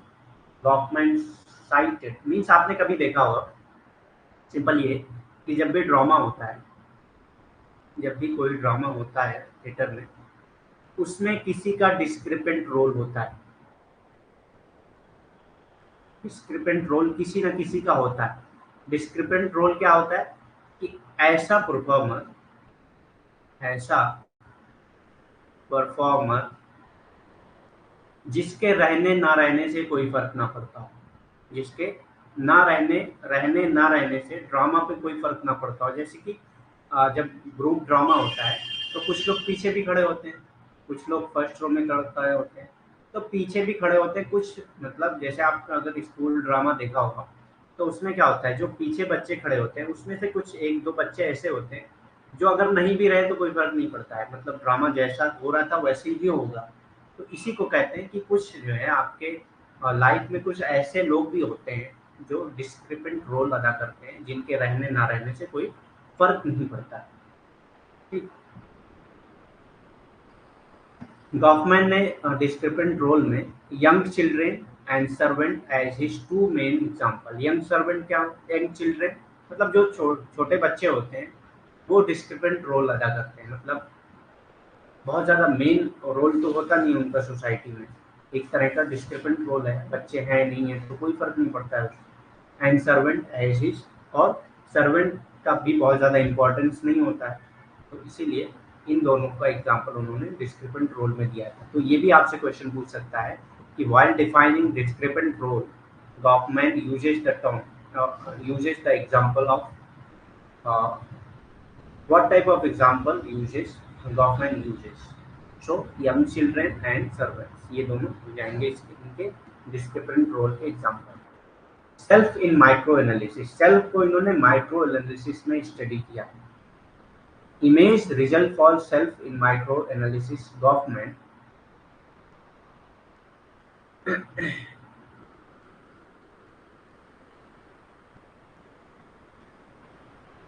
according to Goffman theory, social life is grounded on the cut off between front and back stage। social life जो है वो क्या है, cut off है between front stage and back stage, where the public audience hardly access to the back stage and vice versa। उसमें क्या होता है, जो ऑडियंस है वो बैक स्टेज को नहीं देख पाती है, सिर्फ फ्रंट स्टेज को ही देखती है। मीन्स आप कोई चीज़ परफॉर्म करना है तो आपका जो सेल्फ है वो, उसका जो फ्रंट स्टेज है उसी को लोग देख पाते हैं, बाकी आपका जो बैक स्टेज है यानी कि आपका जो इनर सेल्फ है उसको लोग नहीं देख पाते हैं। ठीक, ऐसे ही आप ऑडियंस के भी फ्रंट स्टेज को ही देख पाएंगे, बैक स्टेज को नहीं देख पाएंगे। मीन्स ऑडियंस क्या एक्शन कर रहे हैं आपके सामने, उससे आप उनके एक्शन को, उनके सेल्फ को समझ सकते हैं, लेकिन उनके बैक स्टेज को आप नहीं देखते। तो दोनों तरफ से जो एक्टर है उसके बैक स्टेज को ऑडियंस नहीं देख पाते हैं और ऑडियंस के बैक स्टेज को एक्टर नहीं देख पाते हैं। तो ये दोनों क्या हो गए, वाइस वर्सा हो गए। तो इसी को कहते हैं सेल्फ जो है, सेल्फ को इन्होंने माइक्रो एनालिसिस के बेस पे स्टडी किया है। तो अगर आपसे पूछता है कि Goffman study self In which type of analysis, micro or macro? Your answer will be micro.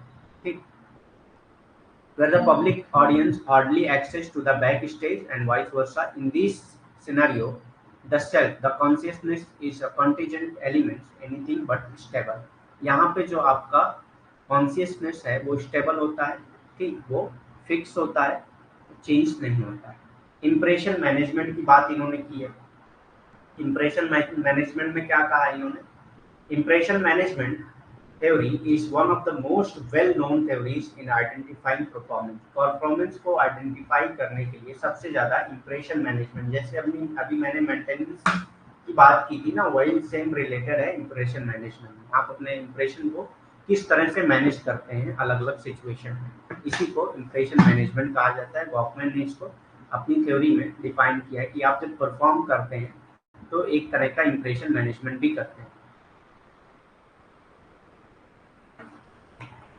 जैसे आप बहुत ज़्यादा अगर खुश हैं और आप जाते हैं रास्ते में, जो है आप देखते हैं कि किसी की डेथ हो गई है, तो वहाँ पे आप अपने इम्प्रेशन को मैनेज करते हैं। वहाँ पे आप हंस नहीं सकते, वहाँ पे आप मतलब अपने जो हैप्पी वाला इम्प्रेशन है उसको आप मैनेज करते हैं। Goffman argued that individual percent the self based on the perceived audience, means वहाँ पे कैसी ऑडियंस है उस बेस पे अपने आप को परफॉर्म करते हैं। जैसे मैंने बताया कि आप बहुत खुश थे, आप किसी डेथ में गए, तो वहाँ पे ऑडियंस क्या है, सब सैड है, उसी बेस पे आप अपने इम्प्रेशन को मैनेज करके आप सैड फील करने लगे। Identify presentations are constructed and prepared through the back stage. ये जो है कहाँ पे आप प्रिपेयर करते हैं इस चीज़ को, बैक स्टेज में, मीन्स आप अपने इनर सेल्फ को प्रिपेयर करते हैं उस चीज़ को करने के लिए। ठीक, फ्रंट स्टेज में आप शो करते हैं वो चीज़ें, बैक स्टेज में आप प्रिपेयर करते हैं। सीक्रेट्स की बात की है इन्होंने। सीक्रेट्स मीन्स क्या होता है, राज, जो भी राज होते हैं। ठीक, तो आप जब कोई चीज परफॉर्म कर रहे होते हैं तो आपके अंदर बहुत सारे सीक्रेट्स छुपे हुए होते हैं, बहुत सारी चीजें छुपी हुई होती है जो आप अपने ऑडियंस को नहीं बताना चाहते। ठीक, he described the secret kept by the team in order to be able to cooperate and maintain a performance। Means अगर आपके सीक्रेट्स ऑडियंस को पता हो तो आप अपने परफॉर्मेंस को कैसे मेंटेन कर पाएंगे। परफॉर्मेंस मीन्स एक क्रिमिनल है, लोगों को उसका सीक्रेट पता है कि वो क्रिमिनल है, तो वो कैसे मेंटेन करेगा अपने परफॉर्मेंस को सोसाइटी में। तो यही कहते हैं, इसी को सीक्रेट्स कहा जाता है। He describe the secret kept by the team in order to able to cooperate and maintain a performance. Means team जो है उस सीक्रेट को अलग रखती है ताकि जो है वो मेंटेन कर सके चीज़ों को। इन्होंने 3 टाइप्स के सीक्रेट की बात की है, dark secret, strategic secret and inside secret. Dark secret में क्या कहा इन्होंने, विच मे never be disclosed to the audience, rest of trust or patient। ठीक, मीन्स ये कभी भी रिवील नहीं किया जाता है, ऑडियंस को नहीं बताया जाता है, ये एक तरह का डार्क सीक्रेट होता है, मीन्स बहुत गहरा राज होता है डार्क सीक्रेट, जो कभी भी ऑडियंस को नहीं बताया जाता। ठीक, स्ट्रेटेजिक सीक्रेट क्या होता है, which are disclose when the work is completed. Strategic secret क्या होता है, वो जब तक काम चल रहा है तब तक तो नहीं डिस्क्लोज किया जाता है, लेकिन उसके बाद डिस्क्लोज कर दिया जाता है। ठीक, तो इसी को कहा जाता है स्ट्रेटेजिक सीक्रेट। डार्क सीक्रेट क्या है, ये कभी भी डिस्क्लोज नहीं किया जाएगा। स्ट्रेटेजिक सीक्रेट कब डिस्क्लोज किया जाता है, जब वर्क पूरा हो जाता है। ठीक, उसके बाद आता है inside secret, which defines the members of the group but which are neither dark nor strategic। ठीक, इनसाइड सीक्रेट क्या है, which define the members of the group but which are neither dark nor strategic। Means जो group member हैं, जो performance के group member हैं, उनके कुछ सीक्रेट्स होते हैं अंदर के, अपने इंटरनल सीक्रेट्स होते हैं, ये ना स्ट्रेटेजिक होते हैं और ना ही ये डार्क होते हैं, तो इसी को इनसाइड सीक्रेट कहा जाता है। उसके बाद आता है Goffman also distinguishes between interested and free secret. दो और सीक्रेट के बारे में इन्होंने बात की है, तो वो कौन से हैं, इंटरेस्टेड एंड फ्री सीक्रेट होते हैं। Interested which are to be, free secret किसको कहते हैं, which are to do with the kind of, which are to do with the kind of secret an individual has in relation to his team. Means ऐसा secret जो उसके team के साथ जुड़ा हुआ होता है, ठीक, जो उसके टीम के साथ जुड़ा हुआ होता है उसको फ्री सीक्रेट कहा जाता है. Which are to do with the kind of secrets an individual has in relation in his team. ठीक. Interested secret are those which, if not kept by an individual, would discredit both himself and his team. If not kept means सबसे main चीज क्या होती है, free secret को आप reveal कर सकते हैं. आपके टीम का कुछ सीक्रेट होता है जो बाद में रिवील भी कर सकते हैं, उससे कोई फर्क नहीं पड़ता. लेकिन अगर कोई इंटरेस्टेड सीक्रेट है तो उसको आपको रिवील करना पड़ेगा, उसको मतलब छुपाए रखना पड़ेगा, क्योंकि वो अगर रिवील हो गया तो आपके टीम की और आपकी आप जो है डिस्क्रेडिट हो सकते हैं और आपकी मतलब डिसऑनर हो सकता है आपका. इसीलिए वो सीक्रेट को मेंटेन किया जाता है ताकि वो डिस्क्लोज ना हो. इसी को इंटरेस्टेड सीक्रेट कहा जाता है, जो टीम का ही होता है. Free secret would discredit the team but not the individual if not kept. Free secret क्या है, टीम को जो है डिस्क्रेडिट कर देगा लेकिन इंडिविजुअल को नहीं करेगा. बहुत सारे ऐसे सीक्रेट होते हैं जो फ्री सीक्रेट होते हैं, वो टीम को डिस्क्रेडिट कर देगा लेकिन इंडिविजुअल को डिस्क्रेडिट नहीं करेगा. जबकि इंटरेस्टेड सीक्रेट जो है वो दोनों को डिस्क्रेडिट करेगा, इंडिविजुअल और टीम दोनों. ठीक, तो ये डिस्क्रेडिट सीक्रेट है.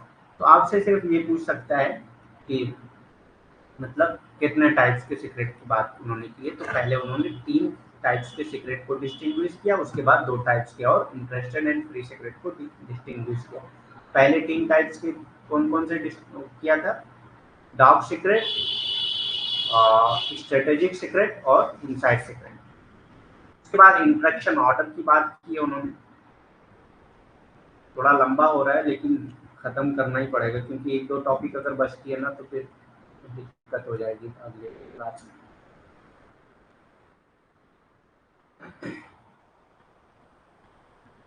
उसके बाद इंट्रैक्शन ऑर्डर क्या होता है,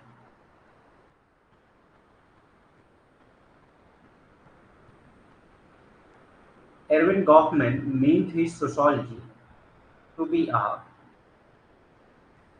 generic framework for understanding human interaction that would hold for face-to-face existence everywhere. Means interaction order क्या है, Ervin Goffman meant his sociology to be generic framework for understanding. means sociology को इन्होंने ऐसे explain किया है कि ये generic framework है जो है ह्यूमन इंटरेक्शन को स्टडी करता है, उनके फेस टू फेस रिलेशनशिप को स्टडी करता है. तो इसमें कई टाइप के इंटरेक्शन होते हैं, जैसे कि फोकस इंटरेक्शन क्या होता है, a concept applied to the coordinating of face to face interaction by 2 or more actors. ठीक, जब एक या 2 एक्टर्स के साथ कोई भी focus interaction, a concept applied to the coordinate of face to face interaction. जब फेस टू फेस इंटरेक्शन होता है तो उसको फोकस इंटरेक्शन कहा जाएगा. अनफोकस्ड इंटरेक्शन क्या है, जहाँ पे फेस टू फेस इंटरेक्शन ना हो सकता है जो दूसरा एक्टर है वो फिजिकली प्रेजेंट भी ना हो.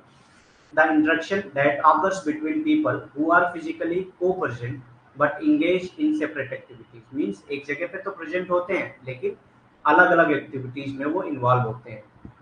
तो फोकस इंटरेक्शन में जहाँ फेस टू फेस रिलेशनशिप होती है, दोनों लोग एक ही एक्टिविटीज में इन्वॉल्व होते हैं. जैसे कि अगर कोई जो है कुछ भी आप परफॉर्म कर रहे हैं, जैसे यहाँ पे हम लोग जो है टीचिंग का एक काम परफॉर्म कर रहे हैं, एक इंटरेक्शन है, तो हमारा फेस टू फेस इंटरेक्शन हो रहा है और हम जो है एक दूसरे को समझ रहे हैं, तो इसको फोकस इंटरेक्शन कहा जाएगा. अनफोकस में हो सकता है फिजिकली प्रेजेंट हो लेकिन दोनों लोग अलग अलग एक्टिविटीज कर रहे होंगे, तो इसी को अनफोकस इंटरेक्शन कहा जाता है.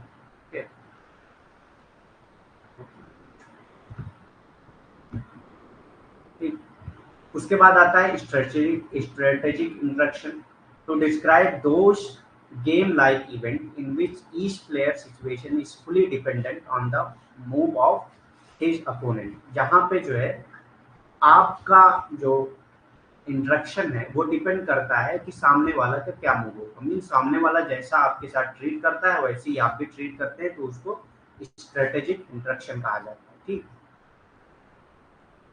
उसके बाद आता है interactional ritual, a study of face to face interaction in natural setting, means face to face interaction है नेचुरल सेटिंग में, मीन्स एक तरह का कोई सेटिंग नहीं बनाया गया है, नेचुरली आप जो है एक दूसरे के साथ इंटरेक्ट करते हैं, तो उसको कहा जाता है interaction ritual. The class of event in which occurs events which occurs during co-presence and by virtue of co-presence। ठीक, मतलब एक दूसरे के प्रेजेंस की वजह से इंटरेक्शन होता है एक नेचुरल सेटिंग में, तो उसको कहा जाता है इंटरेक्शन रिचुअल।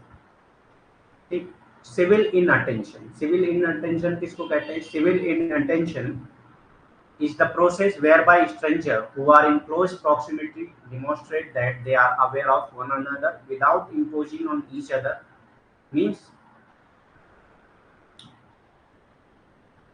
जैसे कि आप जो है सिविल इन अटेंशन में क्या होता है, जैसे कि एक मोमेंट है, एक मोमेंट है, स्ट्राइक है, तो वहाँ पे ऑडियंस सारी प्रेजेंट होती है, सबको पता होता है कि यहाँ पे सारे लोग प्रेजेंट है, लेकिन एक तरह का इन अटेंशन होता है, एक दूसरे को लोग जान नहीं रहे होते हैं, एक दूसरे को रिकॉग्नाइज करने की कैपेबिलिटी, मतलब एक दूसरे को रिकॉग्नाइज भी नहीं कर पाते हैं। ठीक, इसको कहा जाता है सिविल इन अटेंशन। सिविल इन अटेंशन का कॉन्सेप्ट भी पूछा जाता है आपसे, ये भी थोड़ा इम्पोर्टेंट है। Civil inattention is the process whereby strangers who are in close proximity demonstrate that they are aware of one another without imposing on each other, a recognition of the claim of others to a public space and of their own personal boundaries। ठीक, अपने personal boundaries पे वो रहते हैं, एक दूसरे को recognise नहीं कर पाते हैं, तो इसी को कहा जाता है सिविल इन अटेंशन।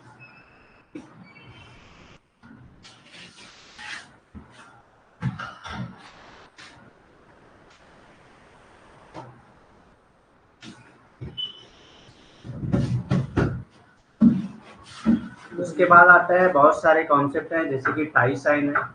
टाई साइन और science signals and symbols that are involved through people's action as well as objects such as engagement ring। Tie sign क्या होता है? एक तरह का साइन होता है जिसमें आप जो है ये बताते हैं कि आप एक दूसरे का इंटरेक्शन है और इंटरेक्शन के बीच में आप एक दूसरे से रिलेटेड हैं, जैसे कि इंगेजमेंट रिंग होता है। इंगेजमेंट रिंग जो है वो किस लिए दिया जाता है?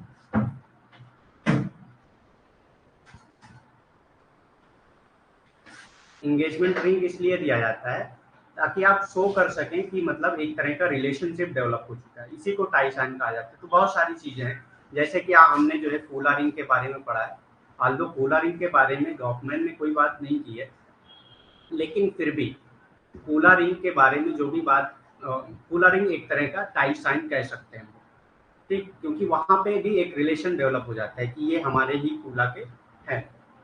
ठीक, तो इस तरह का साइन, बहुत सारे साइंस होते हैं, वेडिंग बैंड्स होते हैं, फ्रेंडशिप बैंड्स होते हैं, ये सब क्या है? Tie sign.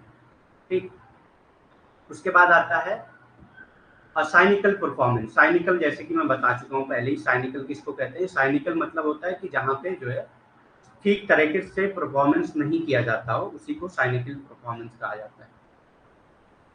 Who may move to guide the conviction of this audience only as a means to other ends, having no ultimate consent in the conception, means एक तरह से अगर बैड परफॉर्मेंस को भी आप साइनिक परफॉर्मेंस कह सकते हैं, बैड परफॉर्मेंस को भी साइनिक परफॉर्मेंस कह सकते हैं। मीन्स अगर प्रॉपर वे में कोई परफॉर्मेंस नहीं होता है तो उसी को साइनिक परफॉर्मेंस कहा जाता है। ठीक, इनकी बहुत सारी बुक्स हैं और इम्पोर्टेंस हैं सारी बुक्स। तो की पॉइंट्स आपको याद ही है, presentation of self in everyday life, ये asylum, encounters, behaviour, interaction ritual, ये सारे कॉन्सेप्ट हैं। अगर आपको कॉन्सेप्ट याद है तो बुक आप आसानी से बता सकते हैं। Presentation of self in everyday life, asylum भी उनका कॉन्सेप्ट है, इनकाउंटर्स भी उनका कॉन्सेप्ट है, behaviour in public places, public places की बात भी उन्होंने की है, इंटरेक्शन रिचुअल्स कॉन्सेप्ट ही है, फ्रेम एनालिसिस हम लोग कर चुके हैं, जेंडर एडवर्टीजमेंट, आप जो है इस कॉन्सेप्ट को याद रखेंगे। फॉर्म्स ऑफ टॉक्स, ये दो बुक जो है आप याद रख सकते हैं, बाकी सब जो है स्टिग्मा, ये सब की पॉइंट से आपके हो जाएंगे। ठीक, तो बहुत लंबा खींच गया, तो 1 घंटा 45 मिनट हो गया, लेकिन ये टॉपिक ख़त्म करना बहुत ज़रूरी था। वैसे 1.5 घंटे की क्लास हुई है। ठीक, okay, thank you all for your patience. और कोई अगर क्वेश्चन करना चाहता है तो कर सकता है, 2 मिनट का टाइम है। कोई भी क्वेश्चन अगर आप करना चाहें तो कर सकते हैं।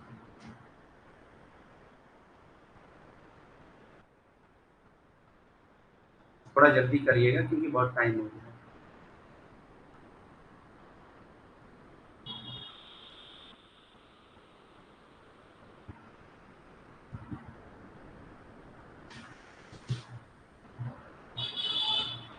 नहीं, कल क्लास नहीं है।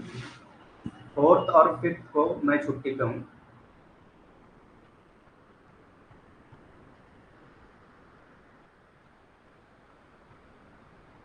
ये 2 दिन जो है क्लास नहीं है। ठीक है। हाँ, क्लास तो बढ़िया रहा, लेकिन थोड़ा लंबा जब खींचता है ना तो थोड़ा हो जाता है, हेक्टिक हो जाता है, पढ़ाने वाले के लिए भी और पढ़ने वाले के लिए भी। लेकिन ये ज़रूरी था क्योंकि बीच में कोई टॉपिक छोड़ना क्या होता है ना, फिर बाद में वो चीज़ें समझ में नहीं आती।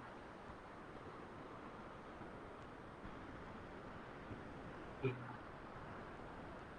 ओके, और कोई क्वेश्चन है आपका?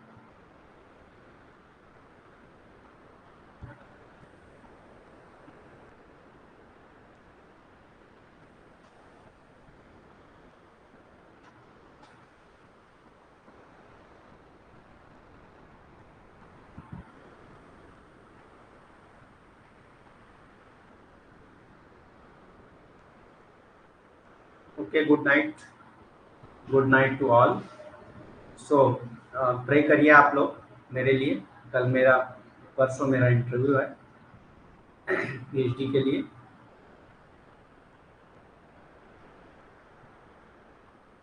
उसके बाद हम लोग 6 को मिलते हैं। मेरा जेआरएफ नहीं है, लेकिन इस बार रिजल्ट आने की देरी है बस। उसके बाद जेआरएफ हो जाएगा। मेरा जो है 2020, 21 एंड 22, ये तीनों में नेट हुआ है। 2022 में जो है कट ऑफ जो थी वो 216 थी और मेरे जो मार्क्स थे वो 208 थे। ठीक, तो थोड़ा सा चूक गया था मैं, लेकिन इस बार हो जाएगा मेरा जेआरएफ। रिजल्ट आने की ही देरी है। Okay, thank you all.